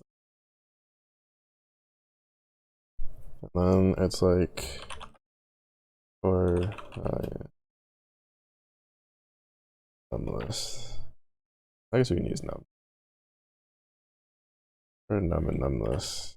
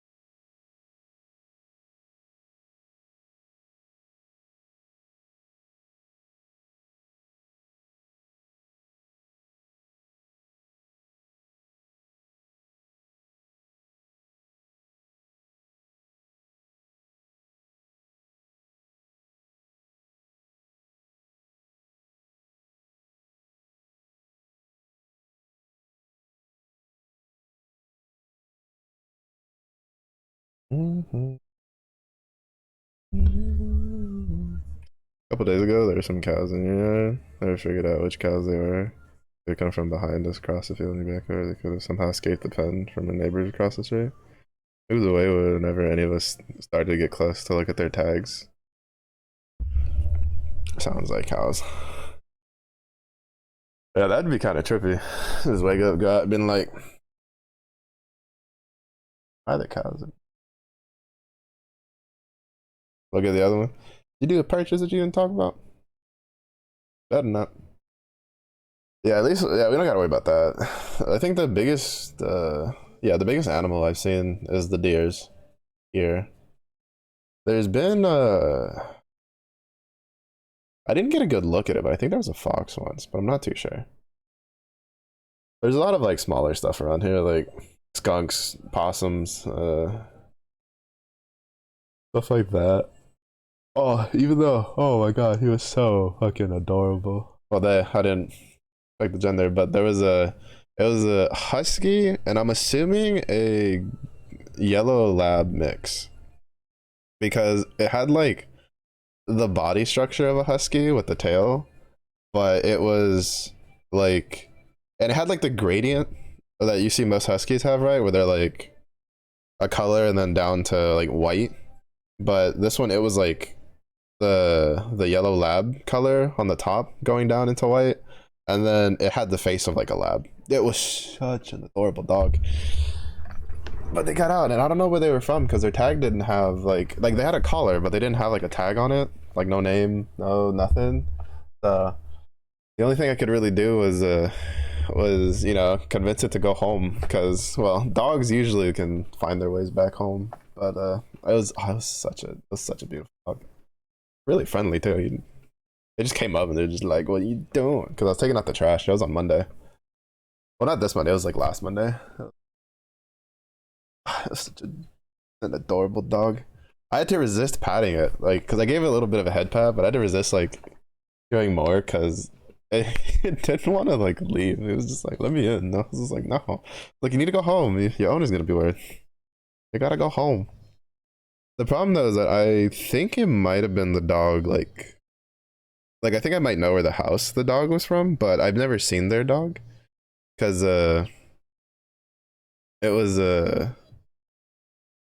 because they have like a wood fence without any spaces. So I've never seen it, but I know they have a dog because I've heard it barking all the time. The only dogs I know what they look like are the two houses across the street, and it definitely wasn't either of those. Did it scream at all? Like, no, it didn't scream. Doggo just came over, being like, "What are you doing?" It was definitely more friendly lab attitude than husky, honestly. It's just the rest of it was just too Like if you like ignored the head and like the head structure and the color being like golden yellowish, but more of a pale yellow. It looked like a husky. So I'm like pretty sure it was a husky mix. It didn't. If it did some screaming, though, the owners probably would have come looking for it real quick. Well, that's why I would never be able to own a husky. Huskies and Shibas are two of the three like dog breeds that I find like adorable and I'm like, oh, so cute. Would never own them. Would just never own them.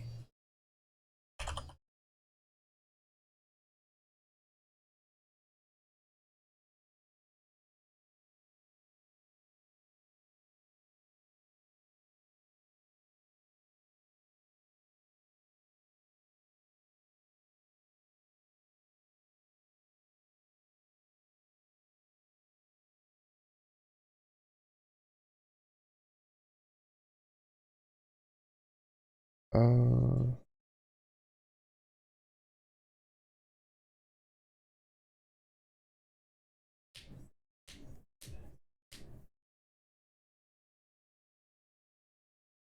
I guess I could do. Yeah, we'll do like a multi nunchuck.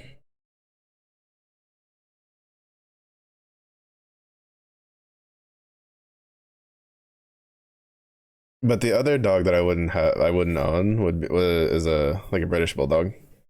They have way too many health problems. I love them to death though. That dog breed is like one of the dog breeds. If I see one, I'm just like, oh my god, look at that unit. My brother's family had one for a little bit. Fucking Mac, I love that dog. That dog, I loved him. I spoiled the shit out of him. It was so funny because I'd like sit on the floor and he'd come over and I'd give him like aggressive, like scratches, and I'd mess with him and play around with him, and it cracked me up because he got so like he loved that sort of stuff. So whenever like my brother would do that, like would sit on the floor and stuff, he'd come over expecting it, and my brother was just like, "I hate you." I'm just like, "Not my fault. I love your dog more than you do." Walks away. They ended up having to give him away though. They just couldn't keep up with it with all the stuff. But he went to a very loving home. There was a hairstylist they knew who loved bulldogs, and she was just pampered the shit out of him like he deserved. It was I love him. He's so dumb, but he's so fucking adorable. I'd never own one though. Just too much work, too much work. They have so many things that go wrong for health issues.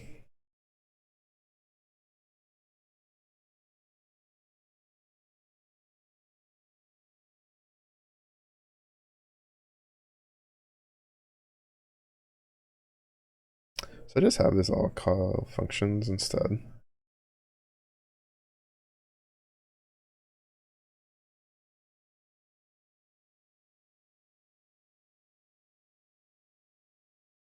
Yeah, I just have all these call functions instead of like giving him a thing. I feel like it'd be easier that way.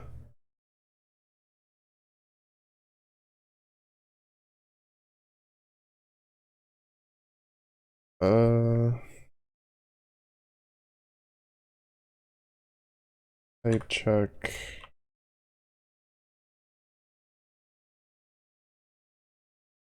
Uh, size check.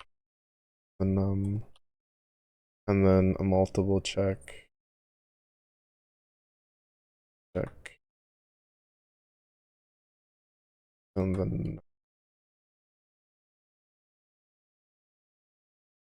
the num list.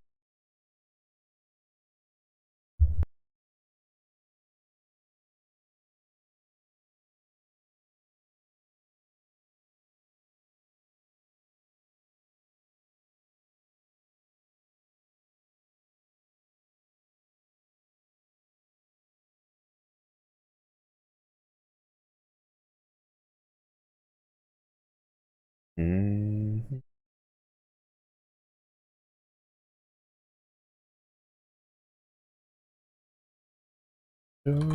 Golden.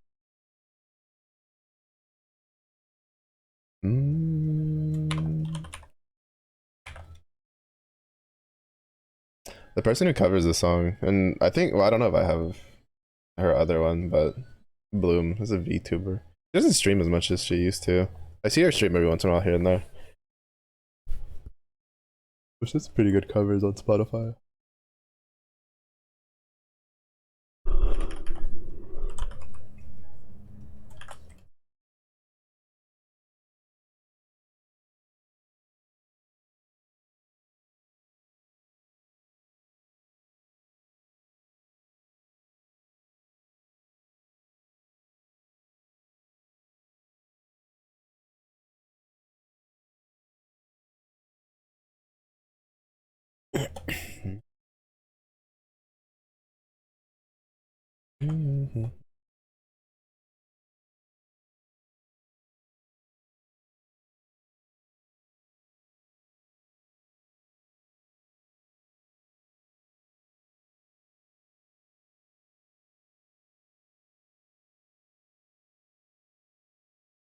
Yeah, because if I tried to int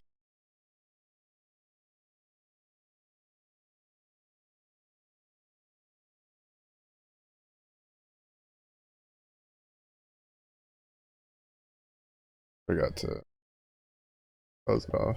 Yeah, I get a value error because there's a letter in it.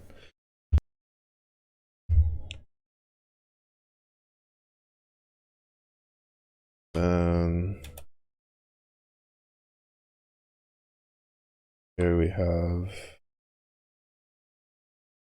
size check.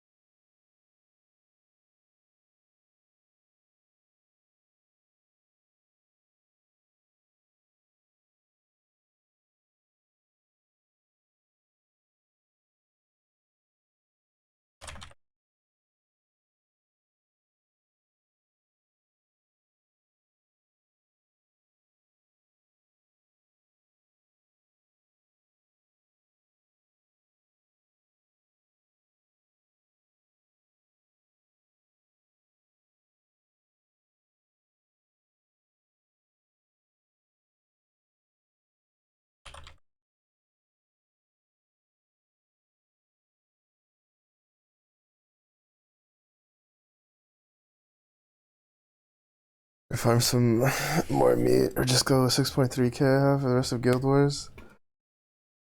I mean, I guess it depends how much grinding you want to do. I'm hoping the 12k I have lasts me enough. I don't think it will, but I don't remember how much I used the last Guild Wars. Especially because I didn't optimize my setups very well last Guild Wars, and I think I was like farming Nightmare 100s. So I was a little slow going.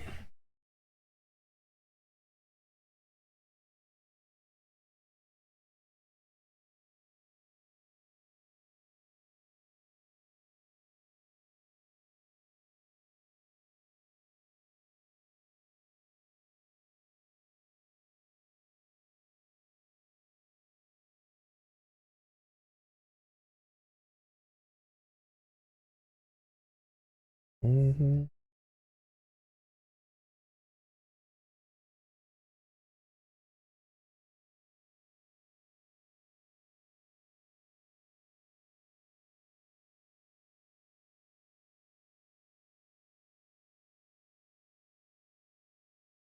All right, it is double equals.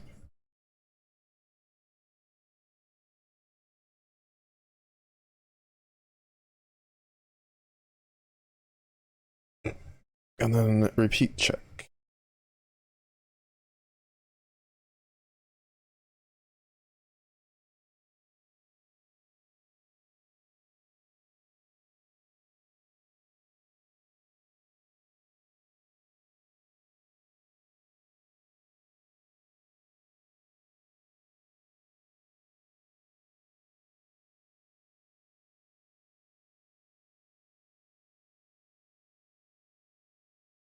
Oh, actually no.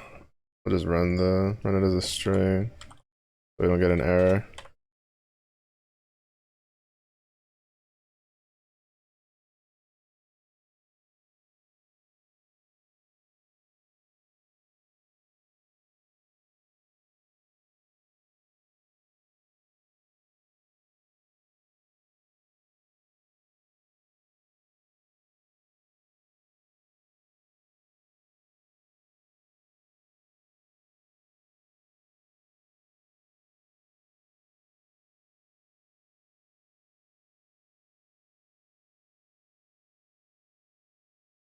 Mm-hmm.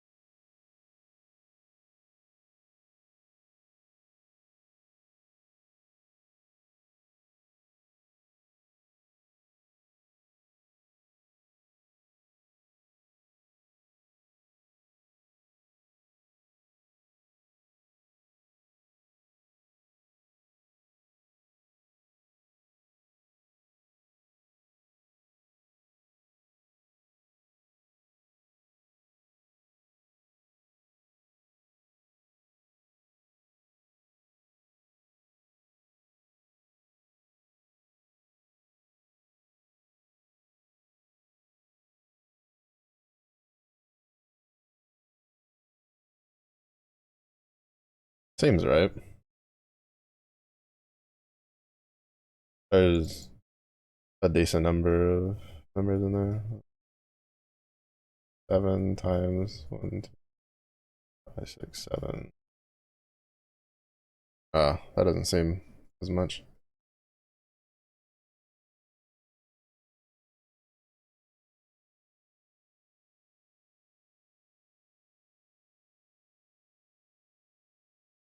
Oh no, yeah, it's 48. Should death be correct?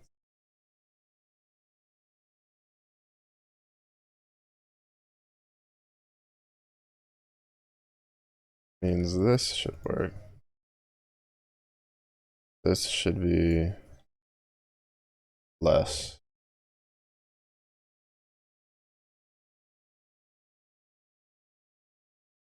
At 46.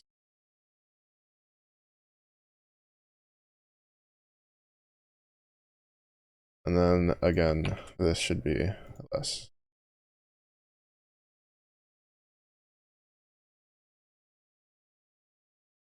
Yep.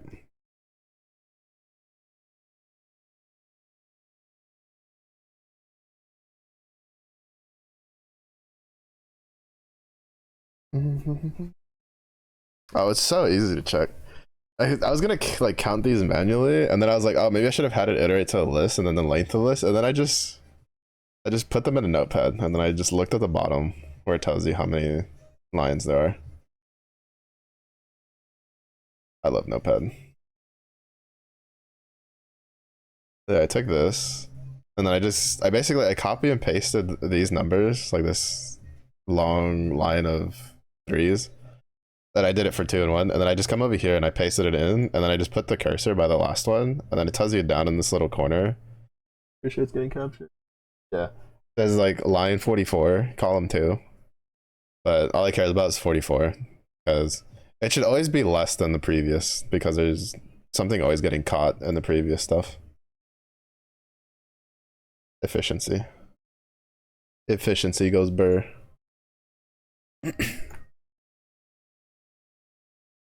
Mm-hmm.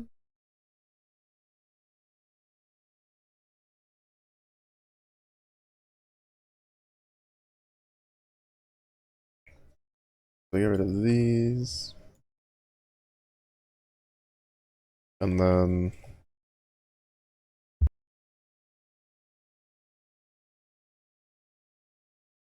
I sneeze. And then we do the next test, which is what it does if those three values are all true.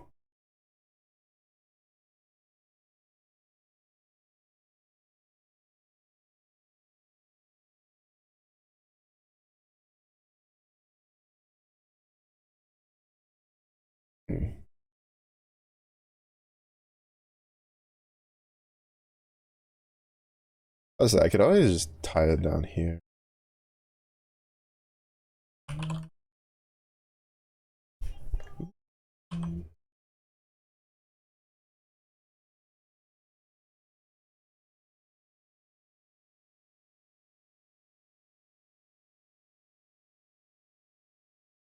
So returns for number check.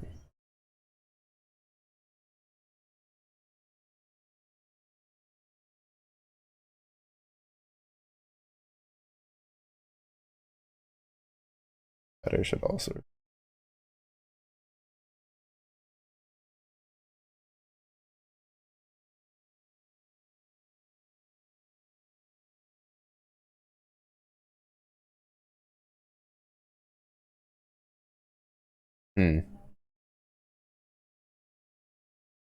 There should at least be one true here and one.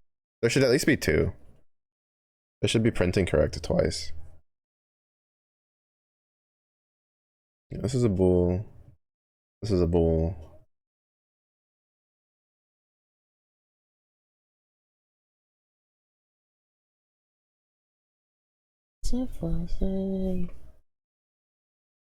Motion.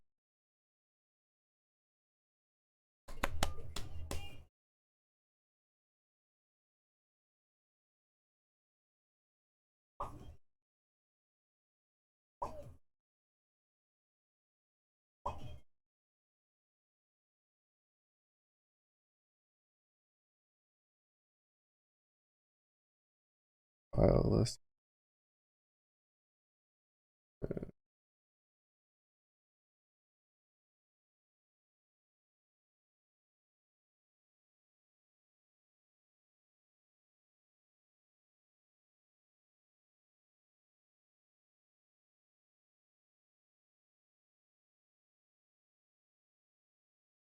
Oh. True, none, true.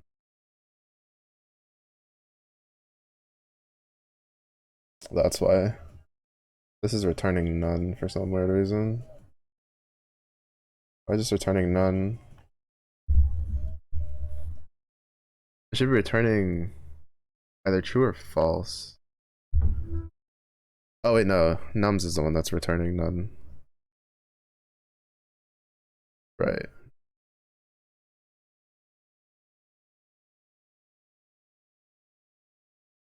Because I forgot to make it return false. Well, actually, no. There should be something that returns true. Because this is supposed to check for number in num list. It's supposed to be like, is it an integer? True. Is it within a certain scope? True. And then does it repeat? True. And then it should return true because there should be at least 2 weeks that are true. Gotta go.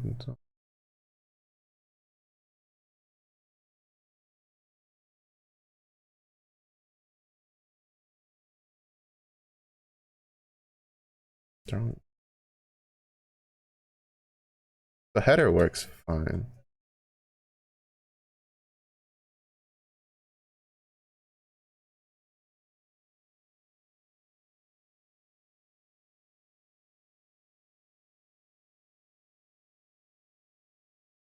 Why are they all false?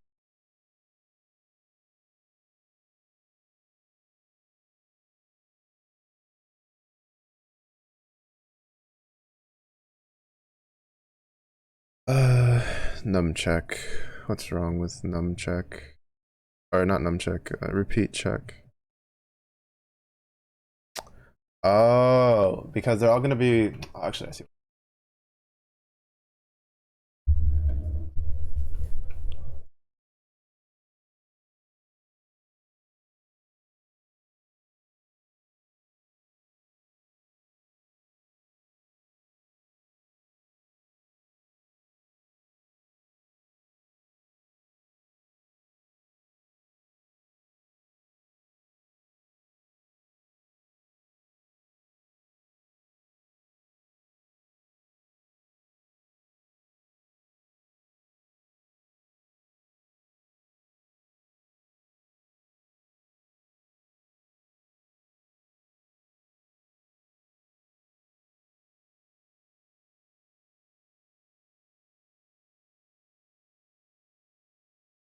Does that work?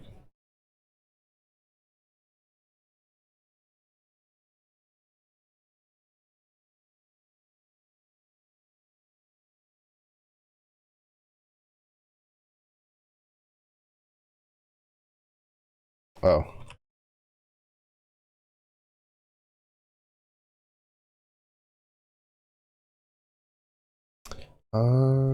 Well,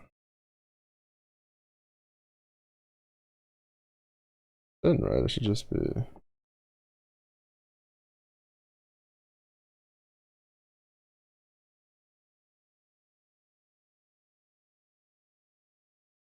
No, because the problem is, well, I mean, maybe it might still work.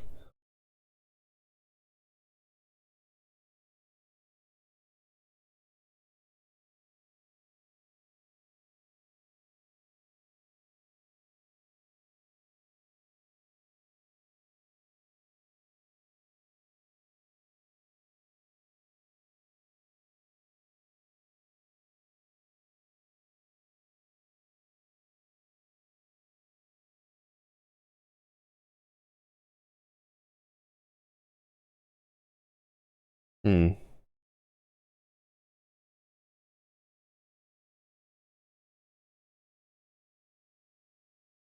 There should be 14 of these.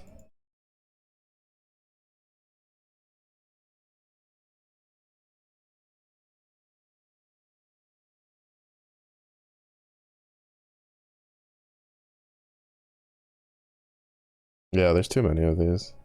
Yeah, because remove doesn't do what I want it to do. Hmm.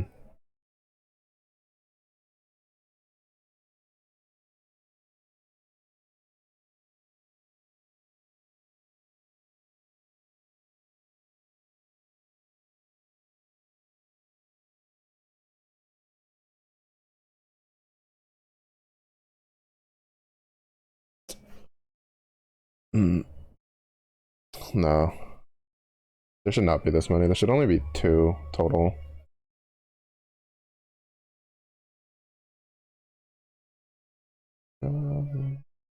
Let me take out these.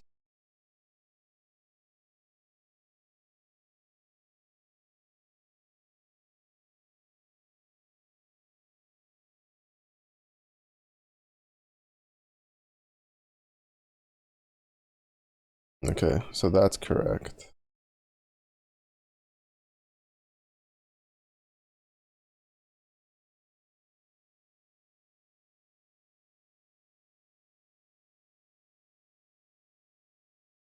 Okay, why does it? It should not be returning true for double asterisks. Because you can't turn those into an int. Can you? Yeah, it's a value error. So it shouldn't be printing correct.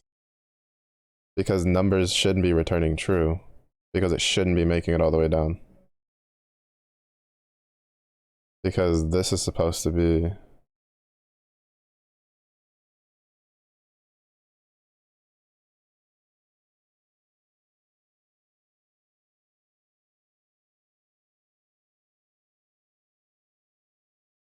Okay, why is this returning correct?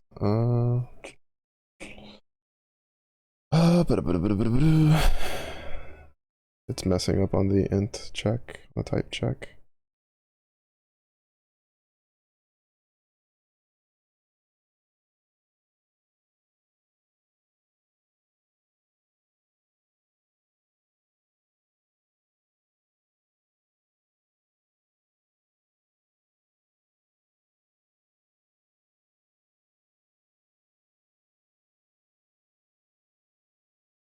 Oh. Because it's not printing the whole thing.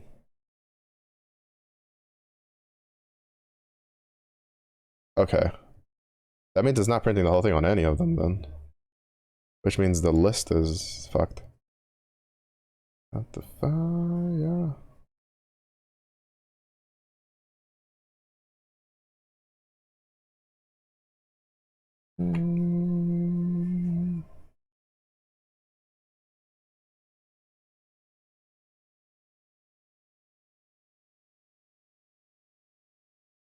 Okay, no. The list is fine there. Oh, never mind. I know what the problem is.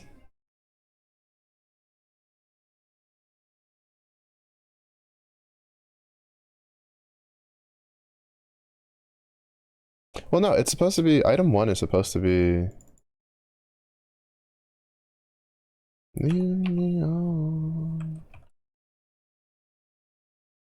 Pop another pill. Heaven isn't real.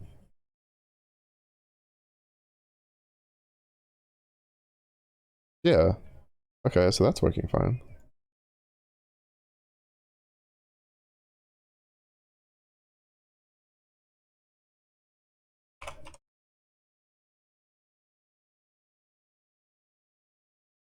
Okay, that's working fine.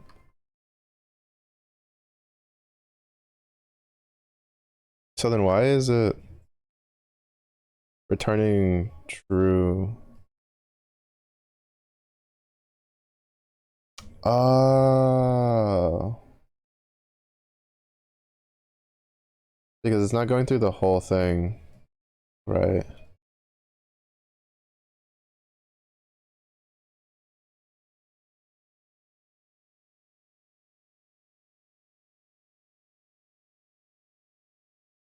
Now I understand what's going on.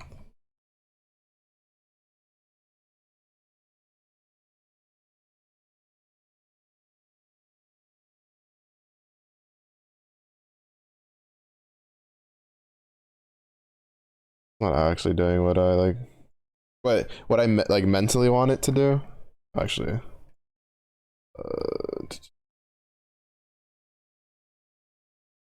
feature made this like smoother.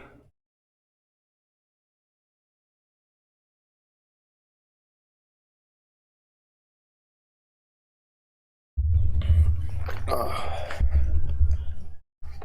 understand what's going on now.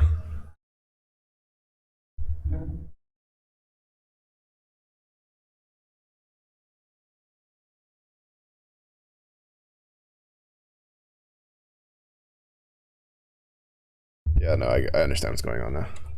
I still need to initialize these up here.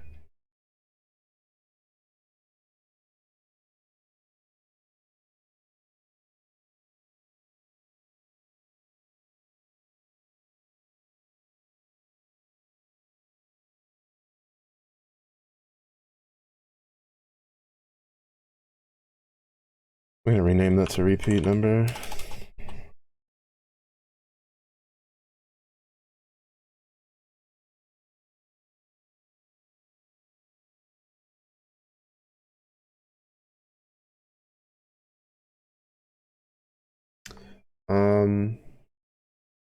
Yeah, because what was happening is that it was going through and then it was checking like the first, and as soon as the first made it all the way through, it would return true, thus breaking this loop.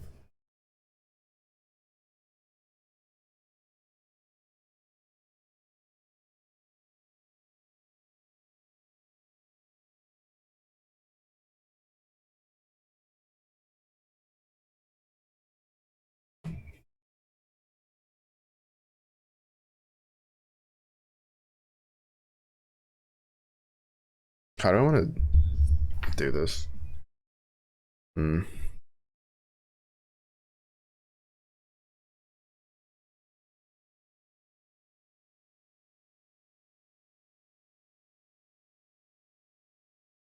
Honestly, it's like way more efficient if I just didn't have it like tied to every individual loop. Well, though I think like memory wise, it's better if I make it go, but then that would just be like the multiplication thing, right? The law of multiplication, which would then, I think, exacerbate the efficiency. It's just that like If any of these flags are false, then the number is false anyway, so it doesn't really matter.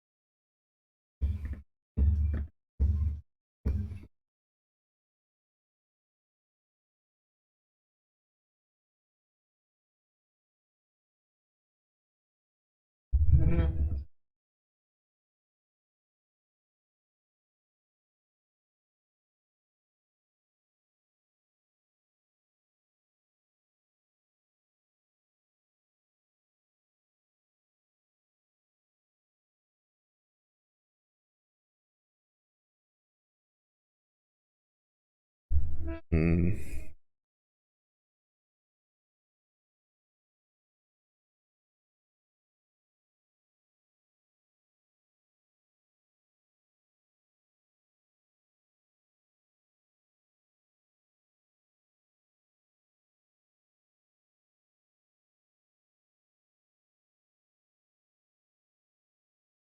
Uh,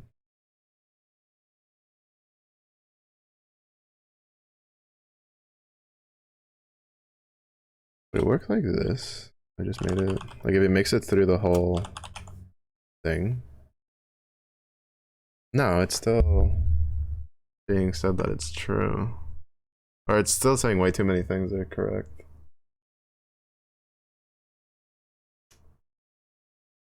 I don't know why I put all this thing back.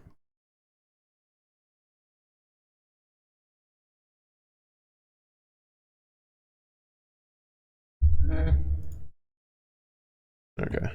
Because like realistically speaking, it's still messing up. It shouldn't be printing correct that many times. So I need to add the lines one at a time. And then figure out what's going on. Alright, so everything else we put in. Oh wait, no, this one's also correct. What's wrong with week 13? Oh, too few numbers. I forgot that check. Yeah, that one's a big one. I need to do a length check.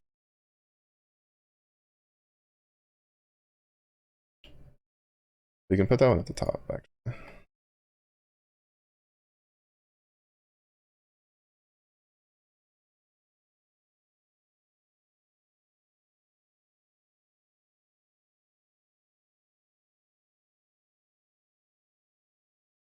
Length of numless is less than 7.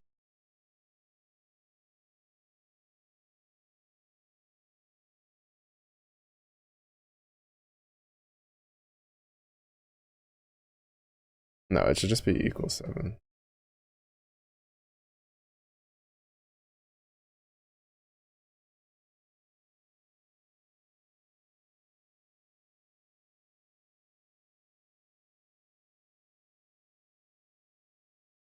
Mm-hmm.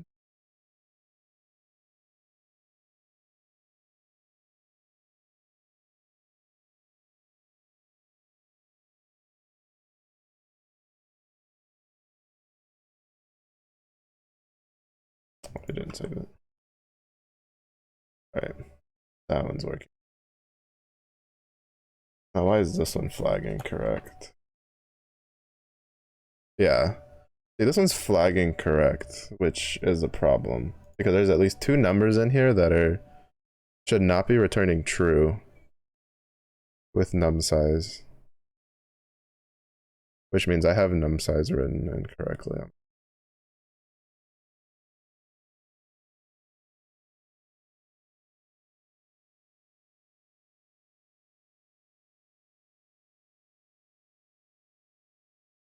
Yeah. Why is this returning true?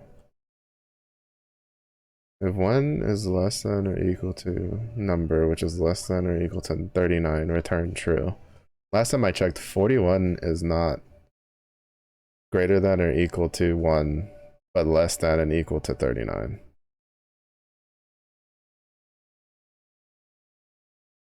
Why is this returning true?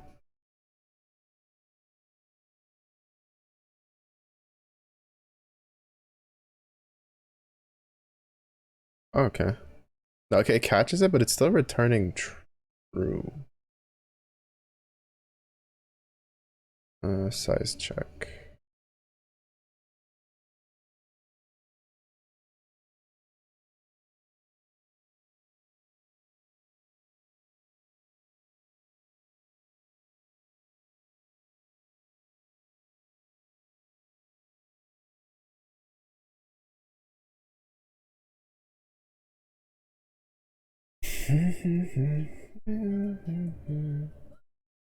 Why is this returning true?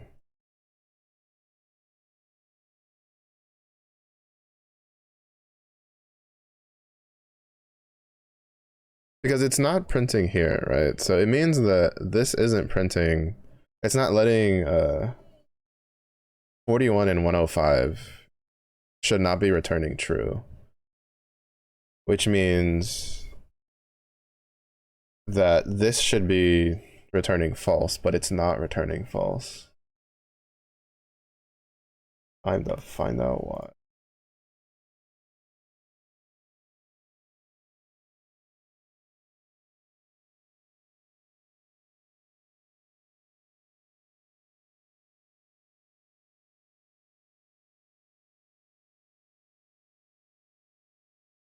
Where is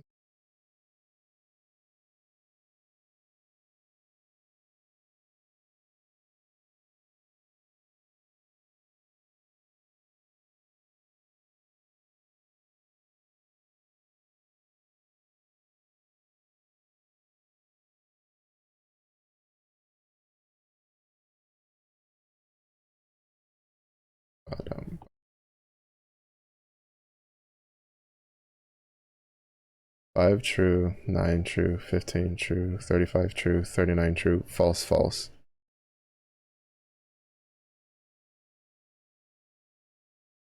Oh, because I don't have it here. Wait, no, I do have it here. Else return false. Why is it not returning false?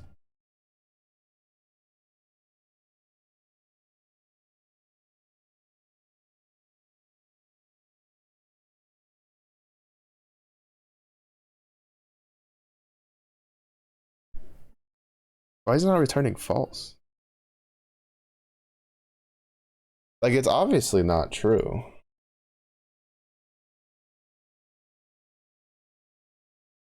But for some reason, it's going...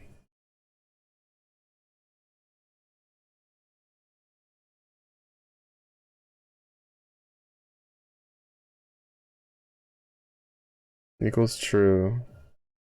It does this check. Else return false. Which this worked fine for checking against this. I need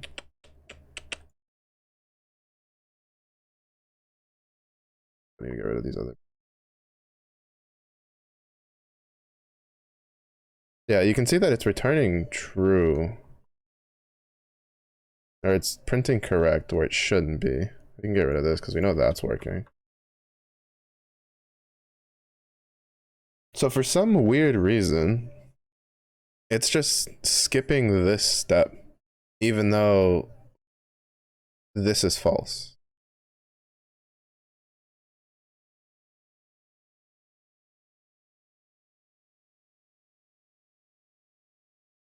Is it because, oh, it's because, well, no, because you can't do this because it's if else, if else. You can't do that.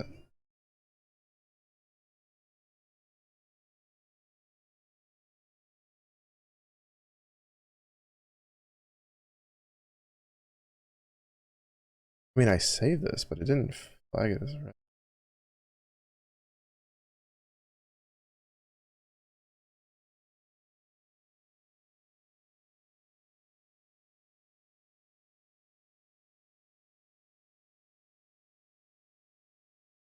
You know what? I know.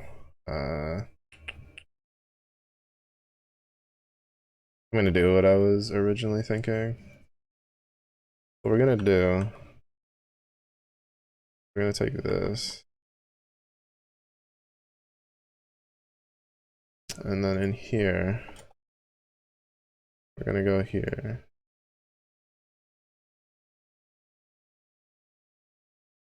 And then what we're gonna do is if is and not equal or size or repeat not equal or, and then here do type check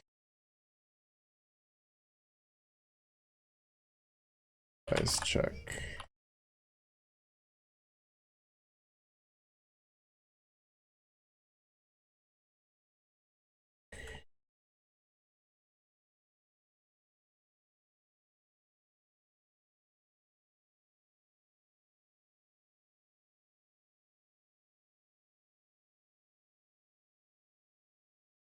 Oh right, I forgot to pass this.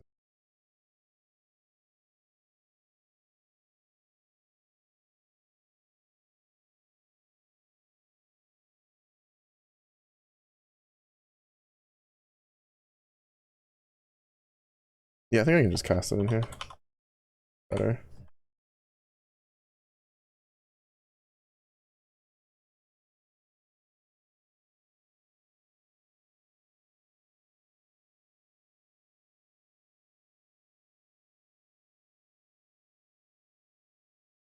Video mentioned. No, I saw it. I was gonna watch it today when I eat dinner because a Super Baja solo is gonna take a while. By the time I like remember to go check to check the gotcha Discord, it was like 2 a.m. Like I need to sleep. But yeah, that is the video that I had seen the thumbnail for, so I have to go watch it. I imagine the spear has to be pretty good if they're using it to solo Baja, Super Baja.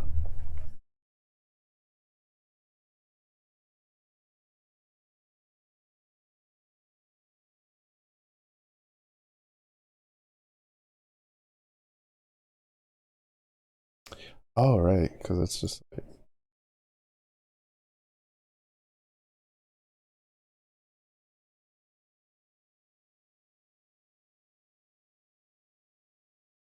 this is this one needs to be.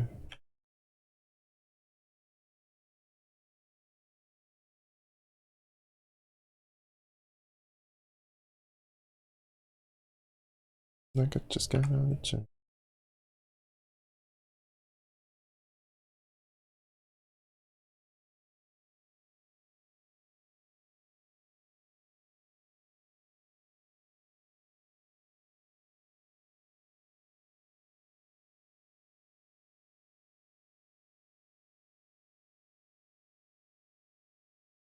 Now I have the opposite problem. Now it's not.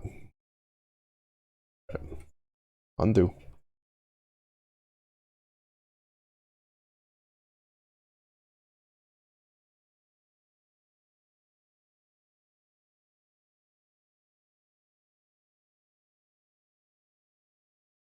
Hmm.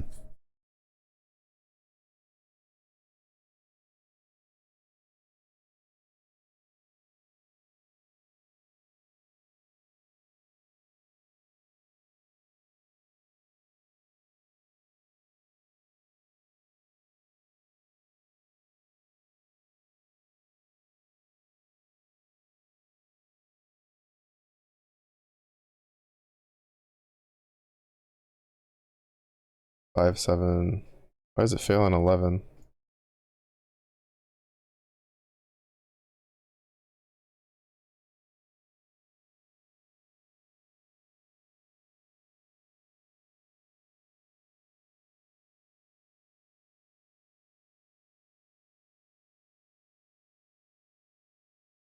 Oh shit, right.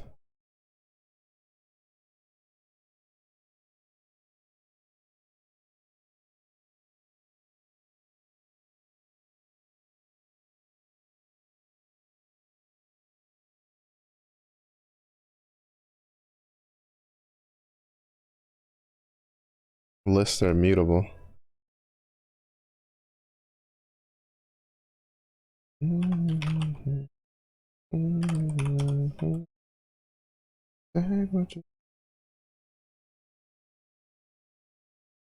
Go.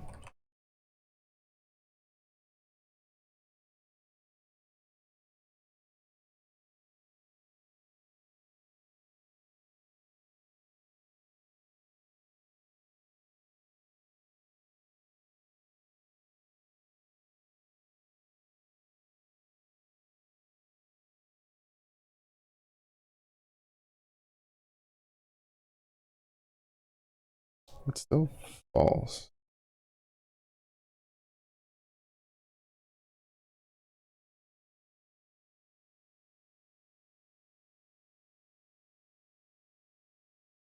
It's still breaking. Why? Why is it breaking on 11? Full auto solo. Oh, snap. Down. For Super Baja, that's kind of insane. I don't think I've seen anybody do a full auto, or at least like I haven't seen a video pop up for a full auto. I've seen plenty of like Super Baja solos. Okay, for some reason, it's like apparently you cannot cast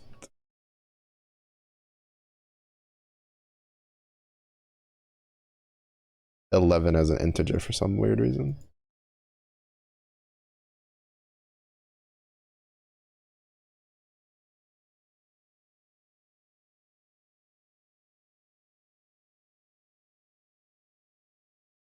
Why is it only going to 5 and 7?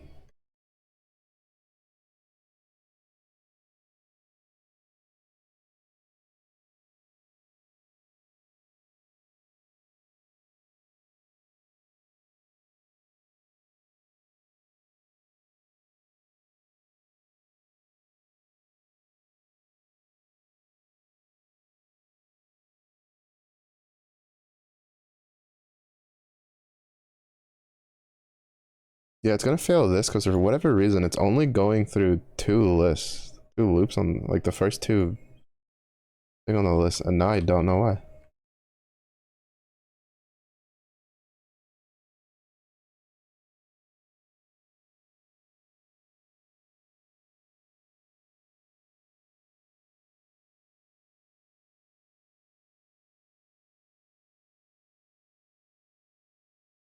Problem is, I don't think you can do this.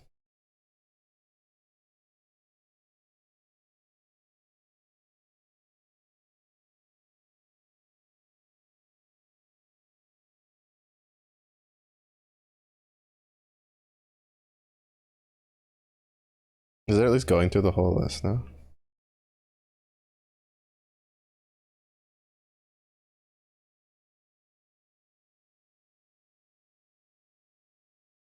Five, 7, 11, 13, 23, 34. Okay, so that's fine.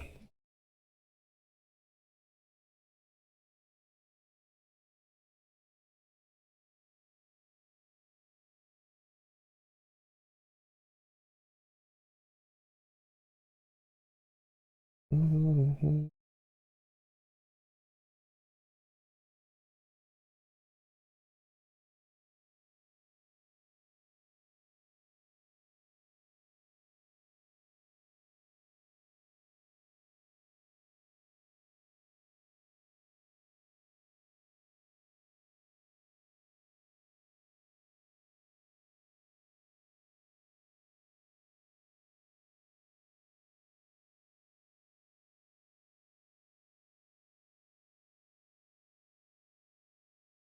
Okay, this is not working.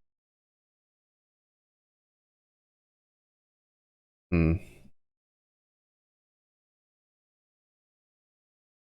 For some reason, it's not.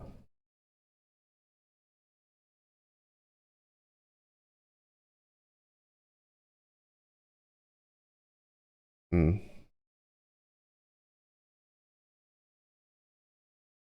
It's still returning the number as false. It's making it past this at least.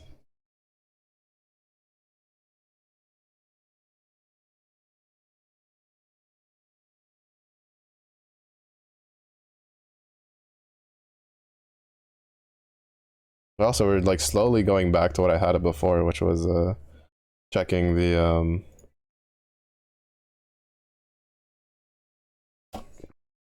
if it clears this, it does that.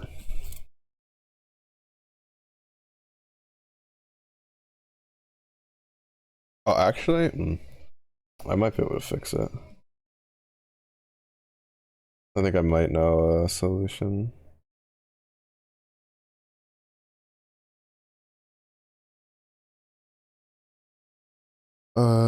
So what we'll do is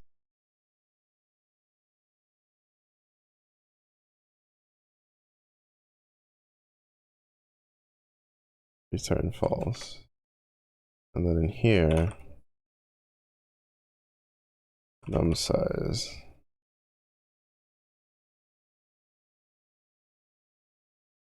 Not equal true. And repeat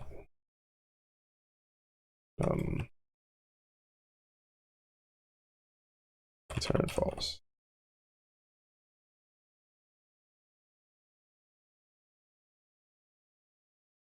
Oops. Okay. Then we test it with one that we know is wrong.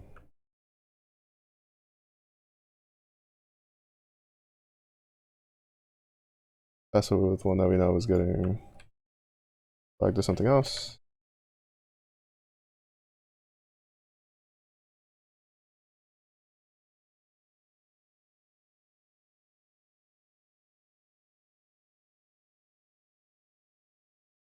Coffee black and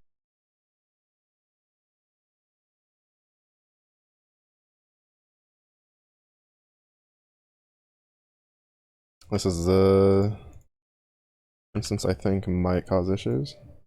Yep. Why is this one returning correct? I'm assuming it's on the repeat number. Repeat number should not be returning as true.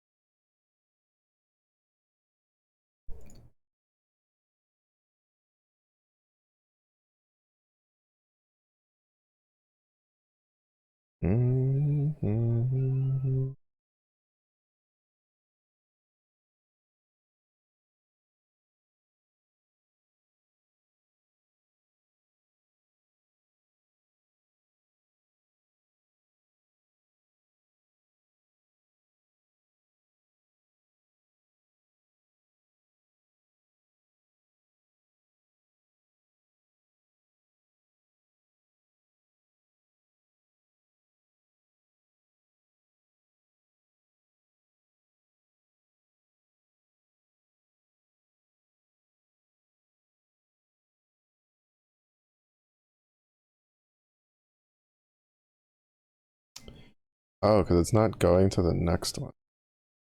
Why not?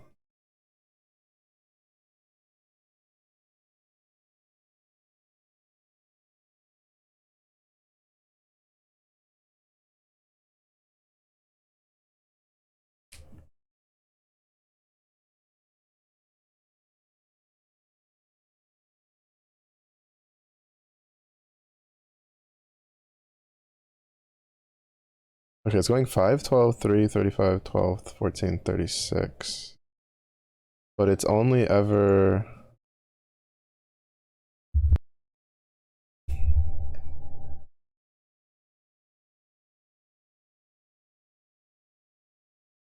it's just always 0. Why is it always 0? Oh.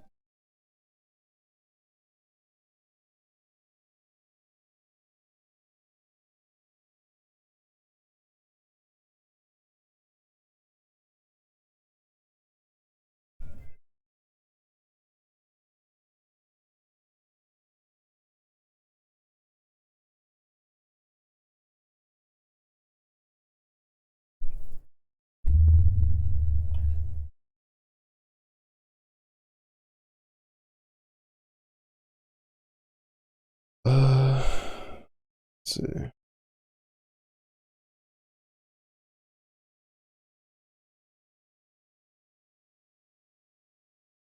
Okay, so it's printing 5, 12, 3.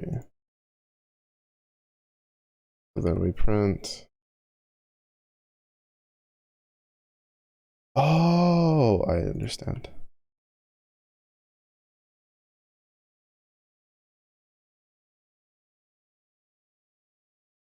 Print wrong.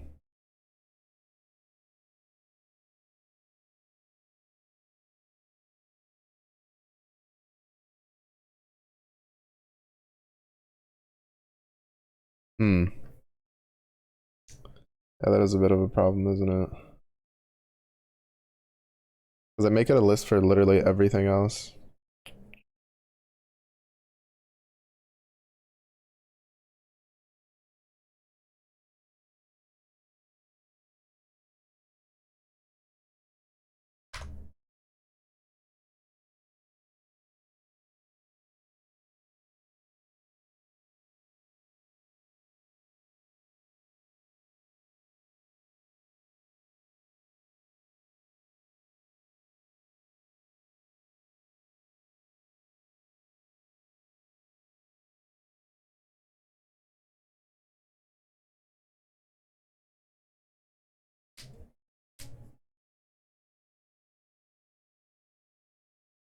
Oh, okay, we can do that.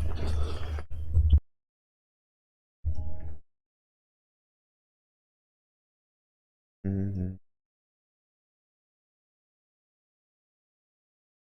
Mm-hmm.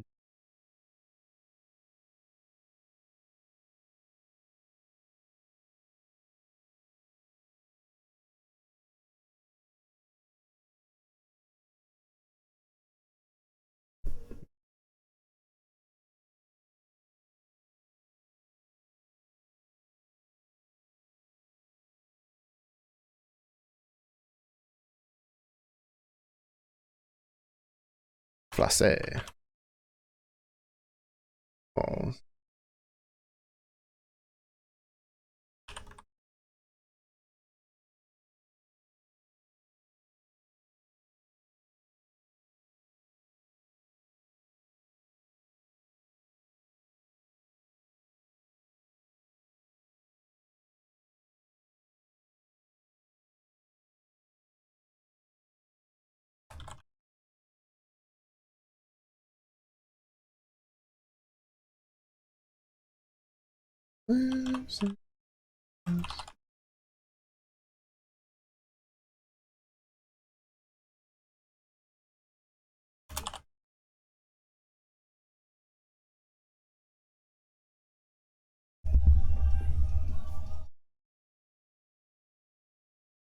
Why are you returning correct? You piece of garbage. That's not really a piece of garbage. I'm a piece of garbage.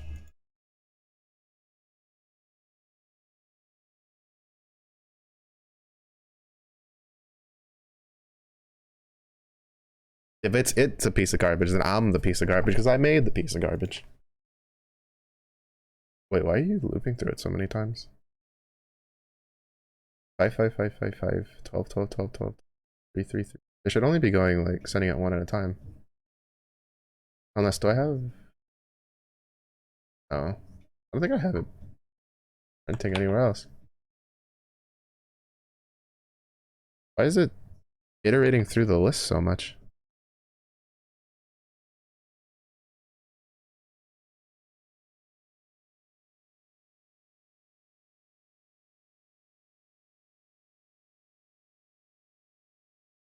One, two.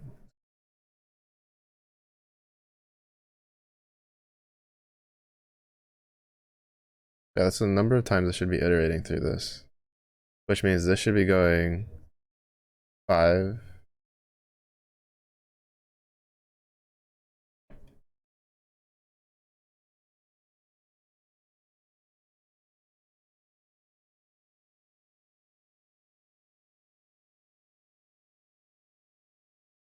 Yeah, see, this is what makes sense. 5, 12, 3, 30, 5, 12.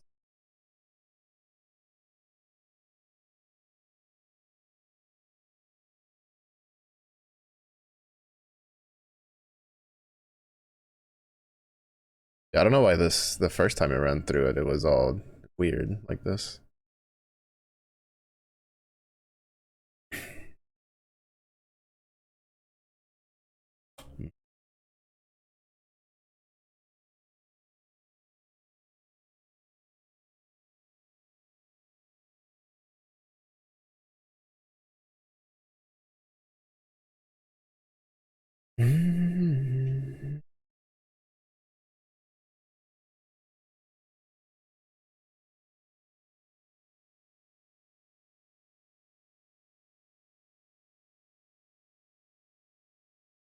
You're gone. Gone.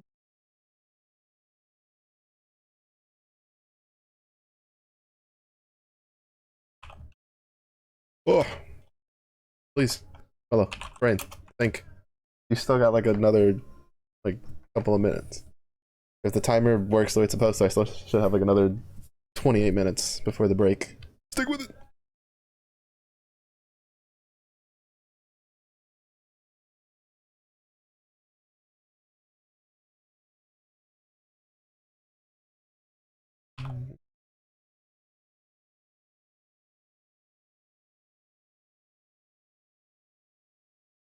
Wait, why does it work here, but it didn't work here? So this isn't the problem. Well, if this is correctly, it should.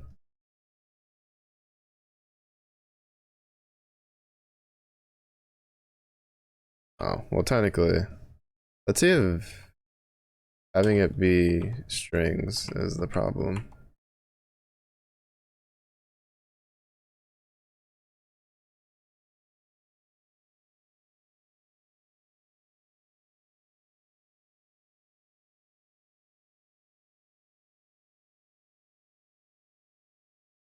No, it still caught it with the strings. Oh, God. But then over here, it's printing.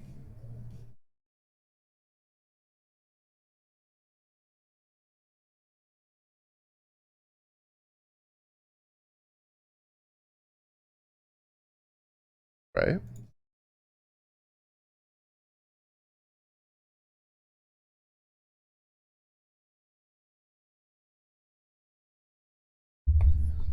True, false. True, true, false. True, true. And yet it's returning correct. Um, that's why. That's just gonna have to be a lot of if else's through. I don't think that's gonna be very good though, but I can't really think of another way to do it.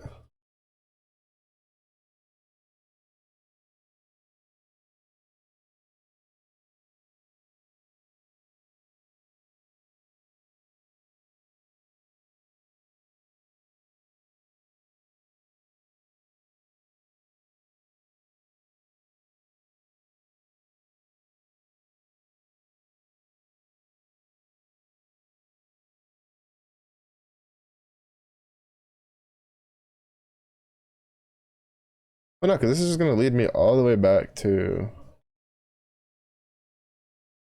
what I had before.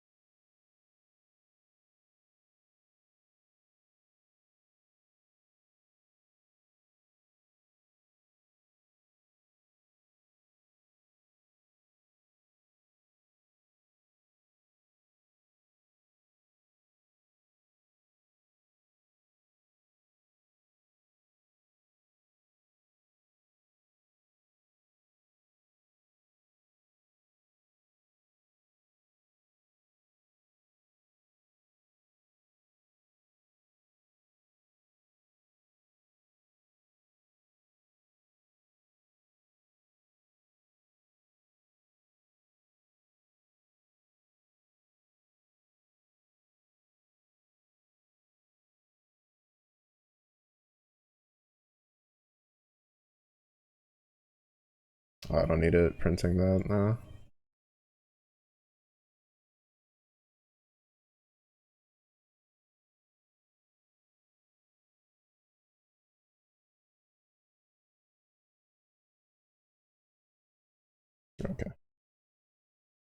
It should work. Took a little bit.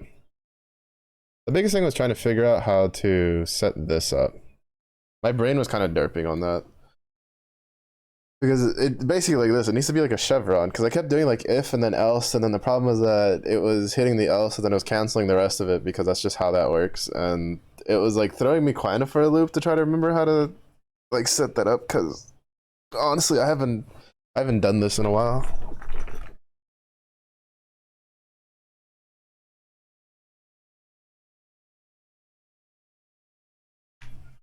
Okay.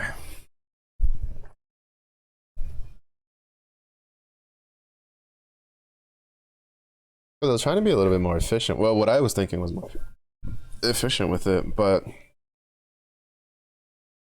it was just causing issues along the way. Because basically, what I was trying to do earlier, right, was to make it check all three values for the number, and then be like, if true, return true, but then that was causing issues, right? Because it should only return true if it goes through the entire loop and it doesn't hit false, right? So it should be like, all right, checks first number, true, true, true. Check second number, true, true, true. Third number, true, true, true, etc., etc. And then if any of those numbers are like, if any of those parameters, like arguments hit false, it just returns false and just kicks it out. But if it makes it through the entire list with hitting true, then it returns true. And it seems to have done that.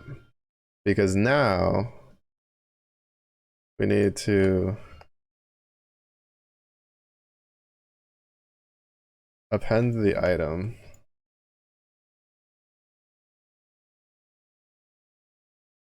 Filtered. And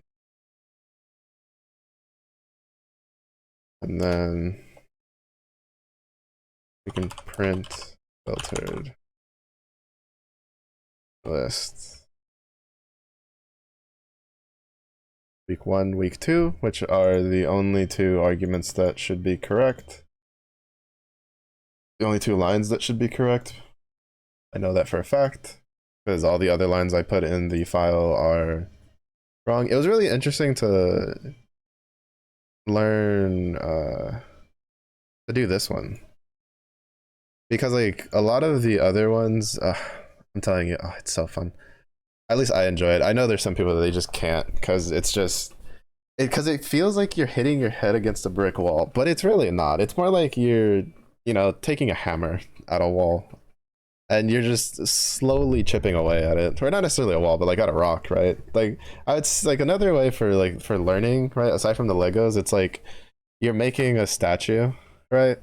And so you have to like chip away little by little, and sometimes, you know, the angle you're trying to chip at isn't really working, and you've got to like figure your way around it before it like chips off the way you want it. It's just in this case, right, if I chip it off the wrong way, I can put the rock back up and then try again. So it's a lot more cost efficient than actual sculpture, like sculpting. Oh my god, English. Doing too much coding. English is abandoning me. But it's just like I don't know, it's just it's just it's just fun. I don't know, I like it. Like it's so weird that I feel like in games when things don't make sense I just get incredibly frustrated. But I think it's just like a caveat of mentally I understand that if this doesn't work, the only person to blame is me, because I'm the one making it. You know, I'm not, you know, it's not like I'm playing a game and somebody else is in charge of like balancing and changing things here and there. And then like, I think that's why like I'll get like extremely frustrated and be like, what the? This garbage.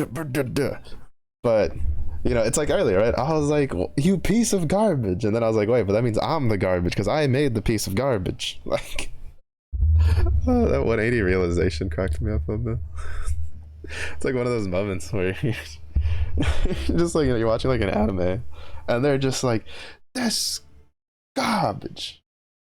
And then someone's like, but didn't you make it? It's like, I'm garbage. Oh, it's so good.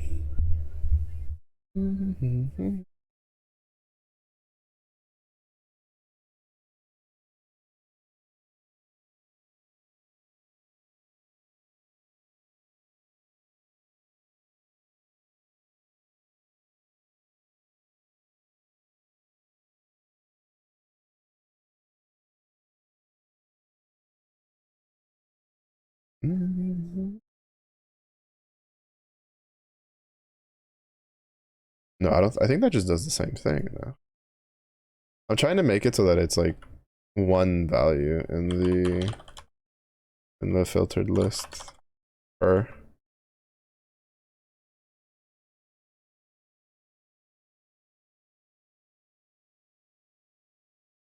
yeah.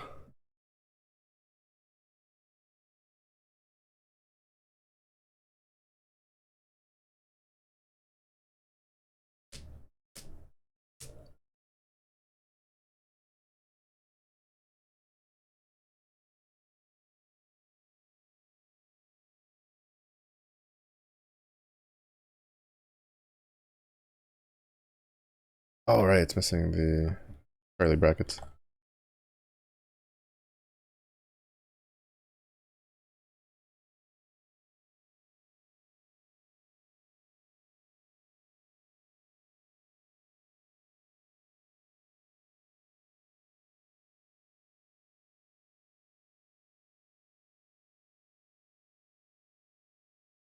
Yeah, and then with that, we go. We make a write to file. Well, actually, oh yeah, it's supposed to be over here. I was wondering. I was like, why is it repeating so many times?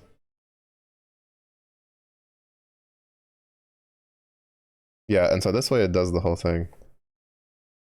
Uh, this one doesn't have a slash n on it though. Because at the very end.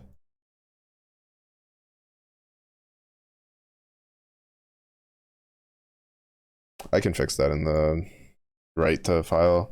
It always end with a slash n, in my opinion. Just because it's easier for when you have to add on shit later. I was watching clips or stories on YouTube, whatever they're called. Oh my god. It just randomly sent me a clip of a guy who was doing like open world PvP in WoW Classic. He was playing Paladin, and there was like one moment that was so good. He was chasing this druid who tried to kill him. The druid jumps off because he's in Molten Core. And if you don't know what Molten Core is, it's the entrance to Molten Core, like not the actual like right. So he's like in what is it, Blackrock Depths, like in that area. If you don't know, in the middle, there's like this giant pool of lava, and lava in World of Warcraft deals damage to you if you stand in it. And so basically, the druid like jumped off and jumped in the lava, and the guy is like, "You'd rather brave the lava than face the light. Don't worry, brother. We'll swim together." And he just jumps off. It cracked me up because like the way he said it, I could just imagine like it was a perfect moment to do like a Macho Man impression. It was so good, or like a Hulk Hogan, like old school Hulk Hogan wrestling impression would have fit right there so well. It just cracked me up imagining it. It was definitely a cream always rises to the top moment right there. It was so good. Oh, I loved it. But I'm telling you, MMOs like, it's always funny though because like I'll hit those nostalgia trips and then it'll just be like, those days were fun. Anyway, right? Just like just spending days running around PvP stuff, making stupid one-liners while you're chasing people to murder. Good times, good times.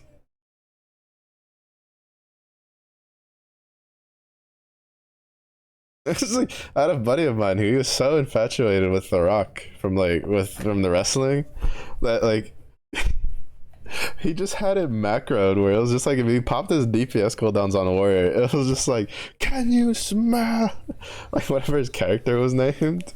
Like, can you smell what this orc is cooking? And then he had it macroed where every time he hit execute, he was like giving him the people's execute. I was just like, bro, you're doing too much. Calm down. Because the irony is that unless you're doing PvP and fighting someone of the same faction type in World of Warcraft, like the other side doesn't understand what the hell you're saying when you're typing. It just comes out as like gibberish, basically. So the only people like reading it are your teammates. And I'm like, come on, bro. That's funny though. It cracked me up. Those were some fun days. Just Stupidity.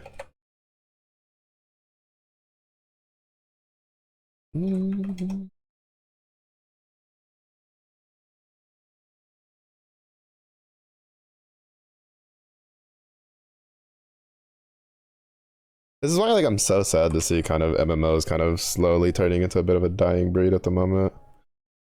Like it's so hard for a new MMO to come into the market because, well, people, humans as general are really weird and they have like these expectations where they want something new to have the same capabilities as something that's been out for like 10 plus years, and you're just like, that's not how this works. Like you're just like, that's not how this works at all. Like if you have that expectation for a company that like for instance, if the team that made Final Fantasy 14 made another MMO, like the same exact team, so they're experienced, they know what they're doing, and they made another MMO, having high expectations for that relatively makes sense, right? Because you're like, all right, it's the same team, they have the experience, they know the ins and outs, they know the flaws, they know how to like make good ones, so they should in theory be able to make a good one, you know, in a vacuum. There's, you know, disregarding up like shareholders and all that other shenanigans. But what'll happen is the new studio will be like, well, we're gonna make an MMO because we like making MMOs. And first of all, a lot of them tend to underestimate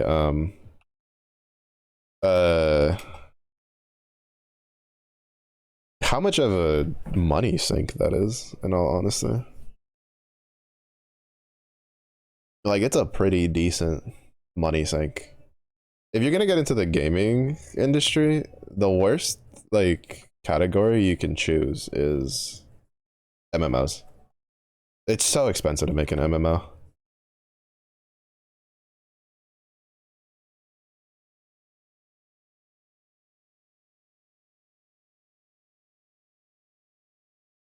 But like people like, and because like it's always weird because like you'll see these development teams of being like, oh, made up of X like, well, World of Warcraft developers. That's one that'll come to mind because I've been thinking a lot about WildStar, which was an MMO that I sorely wished had been successful, and kind of slowly hope that maybe one day they'll end up, I don't know, releasing it as a free to play MMO or something and see if it works. But uh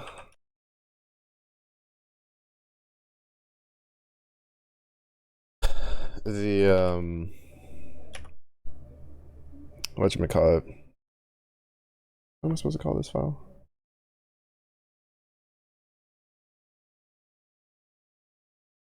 Just because there's seasoned developers on it doesn't mean the entire team is made up of that.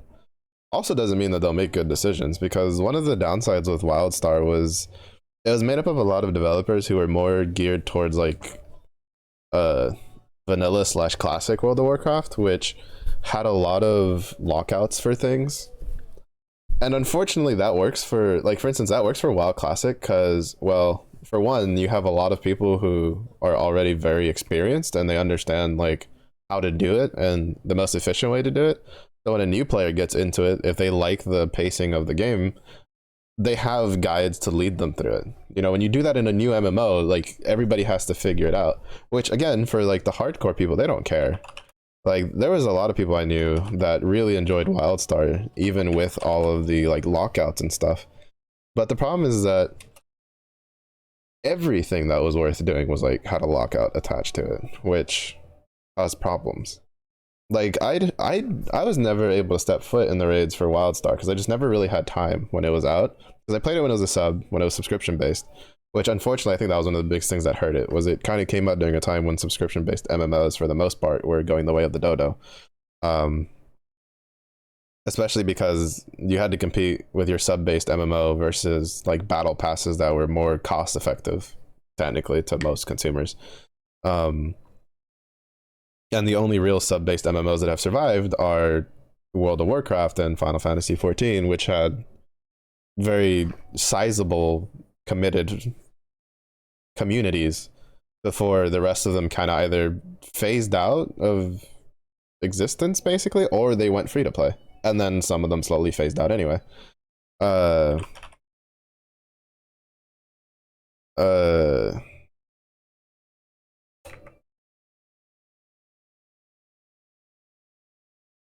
but unfortunately, WildStar was a little too new, right? It was still like in the process of building its community, and it was a very well received MMO. Like it was like I remember a lot of people, even people that didn't like playing World of Warcraft, enjoyed playing WildStar because WildStar wasn't. It was going in the vein of like action combat, right? A la Guild Wars 2 and like Terra and stuff. And they had it was a very fluid combat system. I thoroughly enjoyed it. Honestly, I think if it had survived like past its tumultuous stage, it probably would be giving like Guild Wars 2 a run for its money for kind of best action MMO, like action combat MMO. Because honestly, I have yet to play another one that's even close. To be fair, I haven't. There's been a couple MMOs that are buy to play that I haven't spent money on because I'm like I'd rather just spend that money on something else. Um, but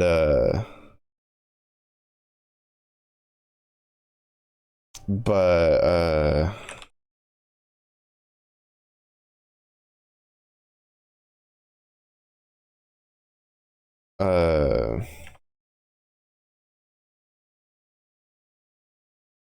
brain. But if the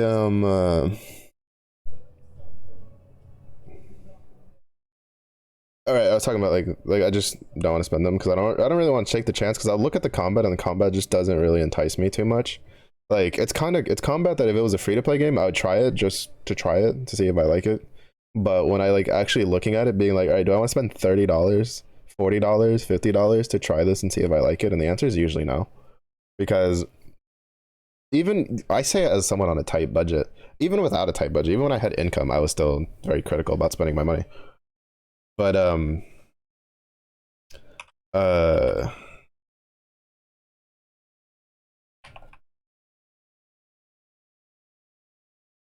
uh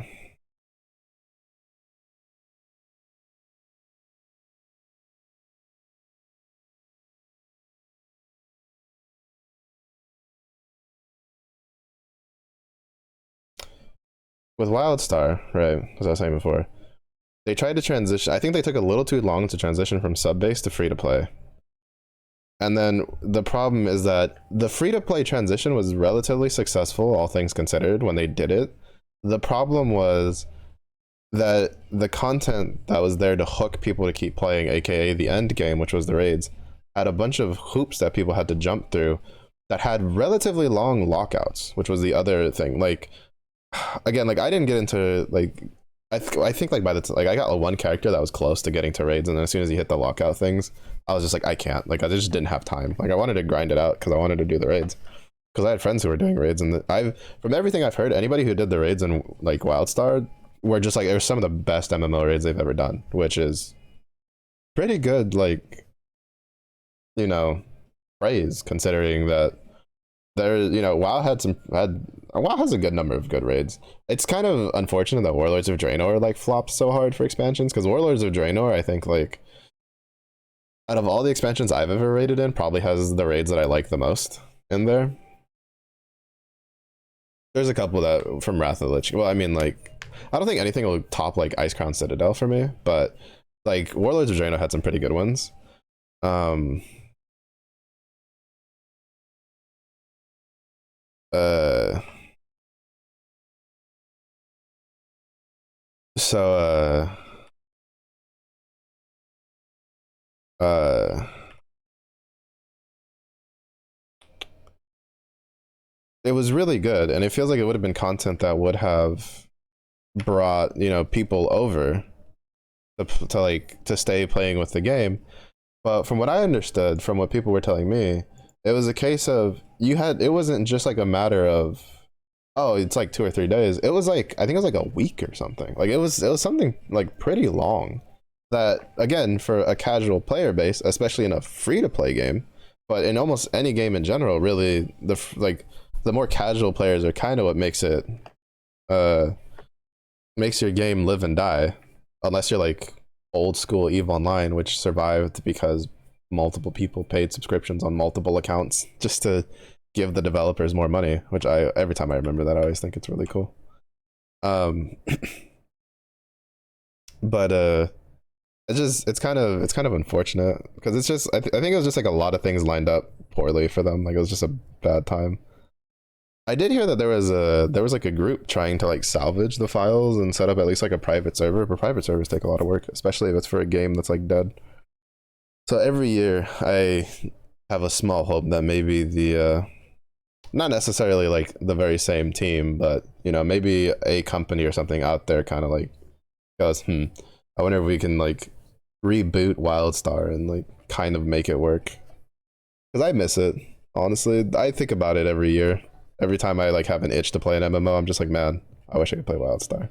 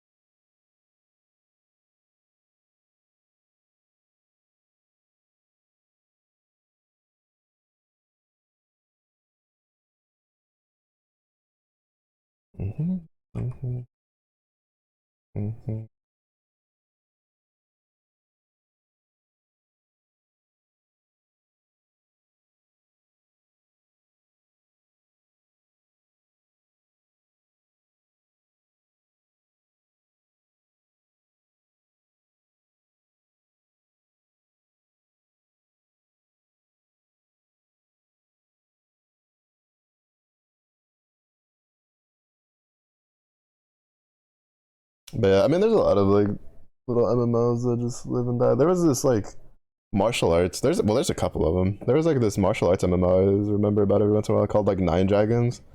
That was probably the only martial art inspired MMO that had actual systems that came close to like the Wuxia martial art novels that you read with like cultivation and stuff like that. They had some pretty interesting systems. Like you would join, like there was obviously there was like two major factions, and then inside each major faction, well, because like it divided it right between like technically like the orthodox versus unorthodox, or like, you know, good, evil, blah blah blah. And so like there's those two major factions, and then inside of the two major factions there was individual sects that you can join, SECT, like groups that had their own martial arts, right? So like you could join the quote unquote unorthodox faction, and then you can be like in the Heavenly Demon cult, or you could be part of the Bandit Brotherhood, or you could be part of like whatever. And then depending on which like martial arts group you chose, you know, it would dictate what martial arts you could use and stuff like that, and like what weapons you had access to, because depending on the martial arts you had different access. Like for instance, I had a character that was a heavily demon character because they used the sabers and I had a Bandit Brotherhood character because they used the halberds. It was pretty fun. It was to mess around. It was kind of interesting. That one I think it like swapped the like hands like a good number of times, and then kind of I think it fizzled out. I don't think the last go at it was very long.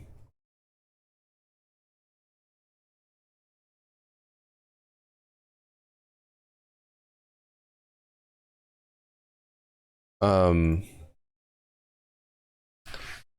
but it had like really cool systems, and that kind of a bit scratched the itch that Jade Empires left. Jade Empires, if you've never played it, is a really really good RPG from BioWare. It's an old one. It's it's one that like has had a very avid community for it. Like you can more than likely, if you like, I don't know if there's any more recent ones, but I think up until 2020, 2021, I could find a new like post on Reddit somewhere, some of someone being like, can we please get a sequel for this game, or like a remaster or something with like extra content? Because Jade Empires is really good, especially if you like martial arts games. It's a bit older on the combat systems because it's from, I think it's from like Dragon Age 1 era. So it's pretty old, especially on the graphics. But I can definitely recommend that if you like martial arts RPGs. It's fantastic. You have, because like you have the, they were so good with it, because you have the choice to either play a specific character, which would have uh like a set grouping of like martial arts like attached to the character, or you could quote unquote create your own character. It wasn't really a create your own character, but what it let you do is it let you choose the model you like, and then you could choose what martial arts and stuff you liked with it, and you could kind of like flavor it yourself. It wasn't a complete like, you know, create your own character thing a la Dragon Age or anything, but it was, I think it was pretty good, honestly. And it was really good. I really liked it. I always want to play it again, but last time I tried playing it, it like kept crashing, and that was using the Steam version. I'd have to try it a couple more times, see if I can get it to work. It's definitely an RPG I'd like to revisit. I haven't played that in years, though. I bought it on Steam because it was on sale, I think, for like $2, and I don't know where my discs for that are. Not that I have a disc drive for my computer to really do anything with it. But yeah, the other one was a little free-to-play MMO called like, well, I called it like Zoo Online. It was like XU or something. It wasn't, I wouldn't really call it a martial arts theme. It kind of was, because it had like, you know, the sword master dude who flies on a sword and has like, you know, does the sword control thing with the whoosh whoosh. But it was more just like Eastern mythology themed, because it had like different classes and you were going to like different realms and blah blah blah blah blah. Generally, I played the puppeteer. It's probably one of the only games that had like a puppeteer class that I enjoyed, because I tried puppeteer in Final Fantasy 11 and I wasn't too big of a fan. So mostly I think it was just because of the looks. The puppets in that game like looked sick. The art style was actually kind of nice. I kind of liked it. It was a bit of a more stylized, like, it went down the vein of like World of Warcraft, right? It was a bit more like cartoon-esque, but not very like it. I don't know. It's kind of hard to explain. You have to like look at the game to see it. But I liked the style of art on there. With the and it was, I don't know, it was really fun. It had a lot of really cool things. It also had AFK farms, because there's areas with PvP where you'd hold towers, and then if your character was standing like, if I remember correctly, if your character was like standing under a tower that you controlled, uh it could accrue, I think it was, I don't remember, it was like honor, it was like some sort of currency or something.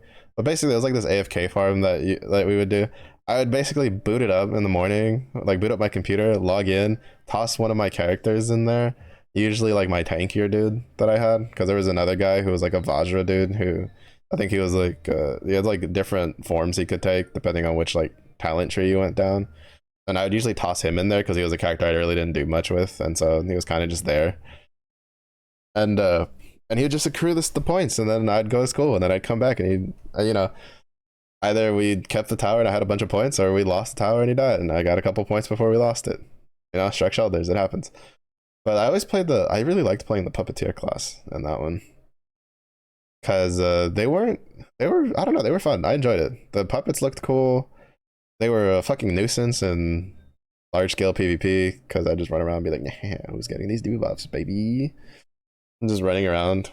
I think that's one of the reasons I had like decent hope for whatever the EX2 class for Machinist was going to be, because I liked the little concept of having like the little dude you could customize and he could do different things. But honestly, the fact that we're in row 5 classes, I'm pretty sure we're going to get EX3 classes, and just Machinist is just going to sit in the corner, and just Side Games is going to pretend they never made that class and just carry on. It'd be kind of cool if we did get like a sort of puppeteer themed class. Well, actually, no, I take that back. I'd rather have a Beastmaster class in Grand Blue. But yeah, I don't know. Man, I've played a lot of like MMOs over the years, and it makes me want, like, I don't know. I just like playing MMOs. I like things that have. I think that's one of the reasons I enjoy playing Grand Blue, is because while there's a lot of grinding in Grand Blue and you just never escape it, it's also like kind of grinding with a purpose, right? Like, we're grinding for, well, to some degree.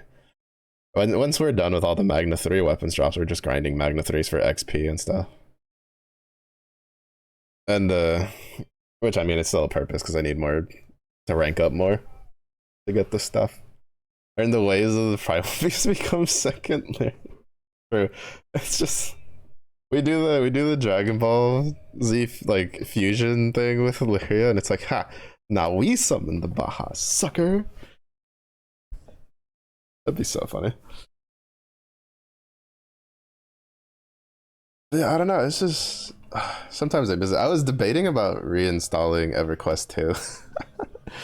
EverQuest 2 is a game that like I never played it when it was like at its peak, right? When it was still a sub-based game and everything, even though I wanted to.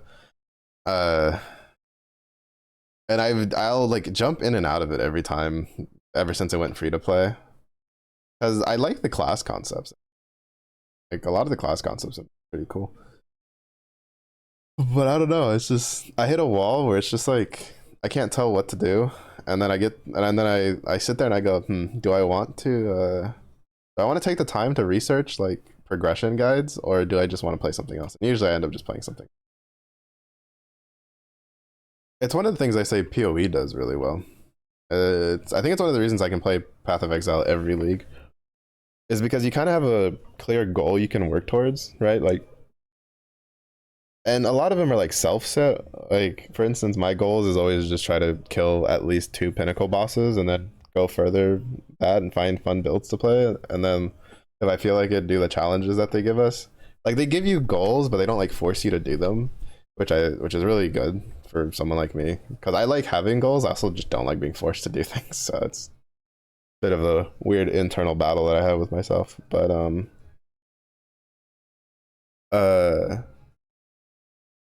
the whatchamacallit, it's just I don't know, sometimes it's just a lot of these like current games, they go, well, people like grinding, and it's like, yeah, but people like grinding with a purpose. Like Torchlight Infinite has a very, I couldn't figure out why it kept like grinding. Aside from it was just like really brainless. I literally dash around, I hold right click to like move around the map, and then I hold E to kill everything, and then I just keep going. And then sometimes I have to reactivate my brain out of sleep mode when I need to craft my gear up so I can continue dashing around the map and killing things. And then I was watching a video where by a content creator from PoE who was doing Torchlight Infinite content, where he put it into words like why, and it's because the game gives you goals that you can chase, because it like the difficulty levels that keep ramping up that you can do, and then like there's clear cut like breakpoints and like progressions, and you just have to learn how the progression works in order to get through it, and that type of stuff is fantastic. And it's so funny to me that this like little game that's really like a mobile, you could almost call it a mobile cash grab, but it's really not, because they've been doing a lot of iterations and updates. You can tell they want it to be successful. Like kind of understood that concept, which I mean, well, I'm not too surprised. I think it's a Chinese company in charge of it. If there's a game company that's going to know how like what drives players to grind, it's going to be like an Asian game company, let's be honest. Those people are just blessed with the grind. They understand. They're committed to the cause. And then like they understand how to make a game that makes people want to grind. At least the ones that are successful. There's probably a couple other ones. It's kind of hard to like say that as a whole value from being in the West, because to be fair, we only really get the successful ones to come over. We don't really get a lot of the unsuccessful ones. Our global version might be unsuccessful. Looking at you, Princess Connect and Rage of Baja, but I think it's less because of the game and more just Western players. And well, Princess Connect died because, from what I heard, it was because of Crunchyroll, because Crunchyroll was doing some weird shenanigans, and then apparently side games. I don't know if this is real or not. I don't know if it's true. I'm just going by what I saw on the internet, and people were saying that side games was basically like, we're done with dealing with this shit, and they just like closed it. Dragalia Lost was a game that like I never really played it too much because the actual gameplay loop wasn't one that I kind of enjoyed too much, but it was a little sad to see that game get shut down. I had a friend who she played it a pretty good amount. Casually, but she played it a pretty good amount. She was always like keeping me up to date with what was new on it. But that, I think that wasn't Side Games call. I think that was Nintendo that pulled the plug on that one. But no, my snick. But I don't know. It's just like I still think I will say it every single time. I still find it so weird that side games of all gacha companies just like, I don't know if it's because of like there, well, no, there can't be. There's no way you can tell me that it is harder to implement an English translation for your already functioning game and like your JP servers versus just opening a global server. There's just no way. That's impossible. Uh but it's just like I find it so weird. Like you look at Granblue, because the whole thing that enticed Granblue to get an English translation was because they realized that they had a crap ton of overseas people that played the game. I still remember the forum that you would go to where people were translating like the pictures and were telling you which ones were the weapons to put in your grids. I was farming for Colossus sticks, not because I knew like what the Magna modifier did. I did it because the fucking forum was just like, yeah, that just gives attack up. Just put a bunch of those in your grid.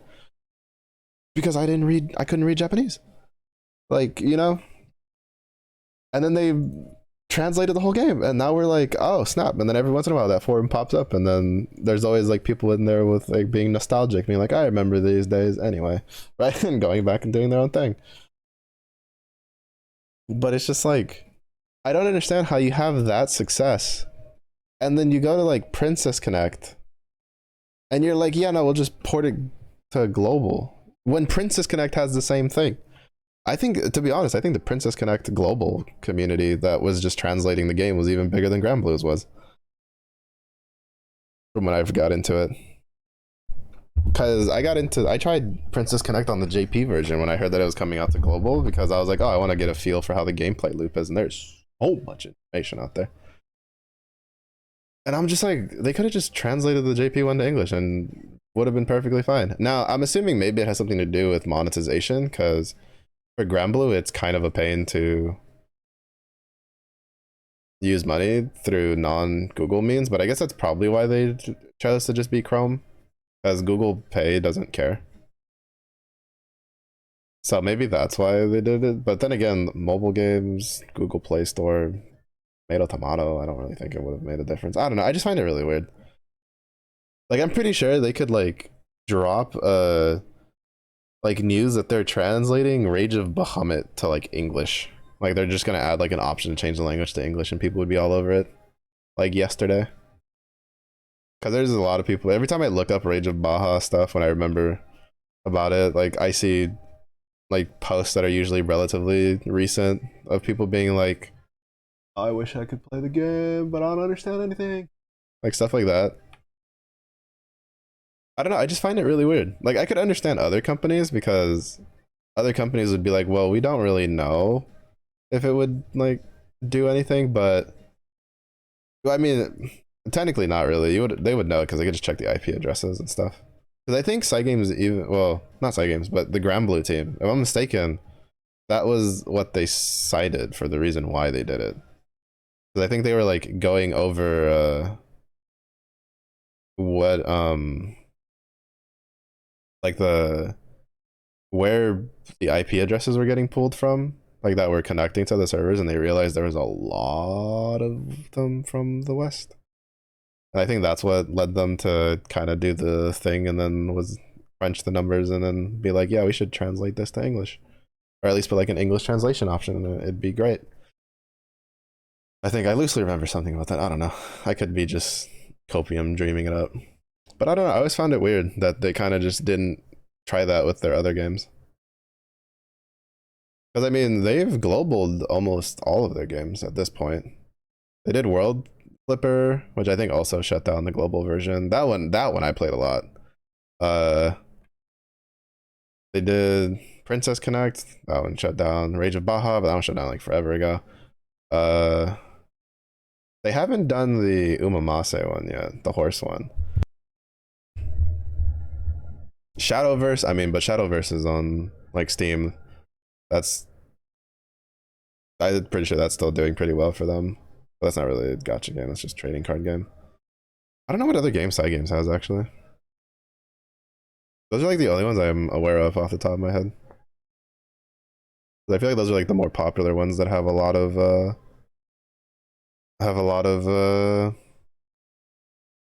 like people in the West that, or at least a lot of content that people in the West follow for. Hmm.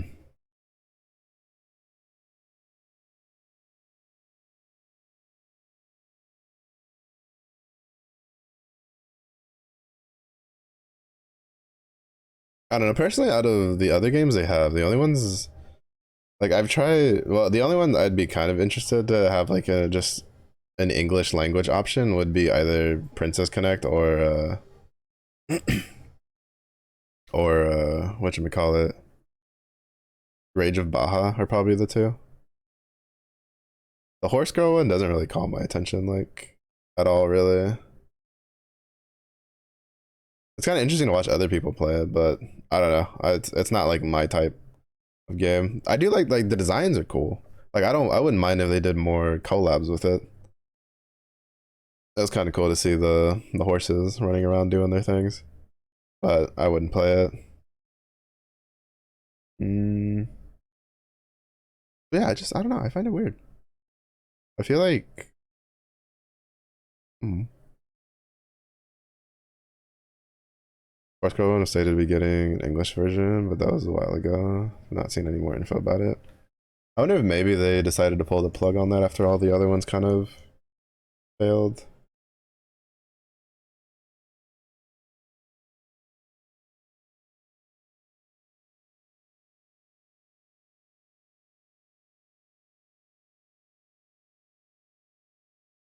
English website from 7 months ago.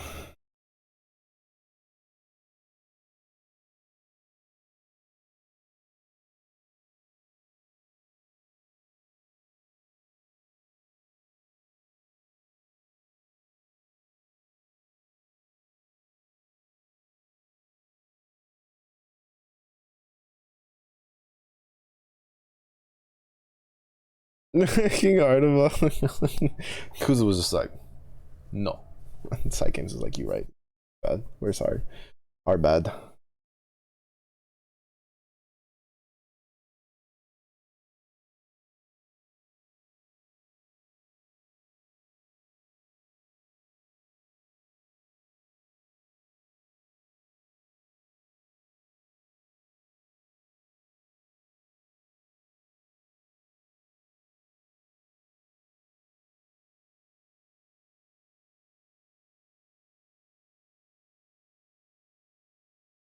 Oh, interesting, because they still have the website for.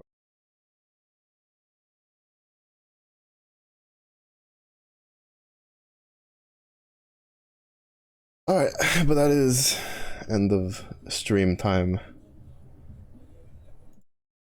I gotta go figure out dinner. I'm not gonna lie. The chances of tomorrow's day stream being canceled are pretty high. I think I'm gonna try to do it, and then mostly because there will be night streams over the weekend with Guild Wars, both Saturday and Sunday. As long as I'm not like dead and dying or anything.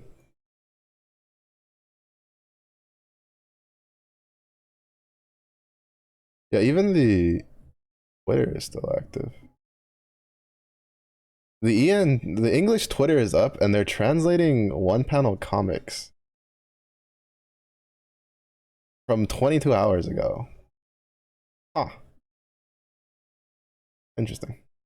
I guess we'll find out what's going on there eventually. We're gonna go cheer on Eru while I'm assuming she's ranking. I'm gonna go figure out the dinner because I am hungry. And mentally get ready to, oh crap. That one I shouldn't. Mentally get ready to trade my sanity for honors. Hopefully people show up to give me music redeems while I'm doing it, so I can keep my sanity like they did last night. That helped so much to keep going. Not gonna lie. But thank you everybody for watching. I do appreciate it. If it is early enough, hope you have a good day. If it's late enough, hope you're well. Stay safe. I'll see y'all in the next one. Bye bye.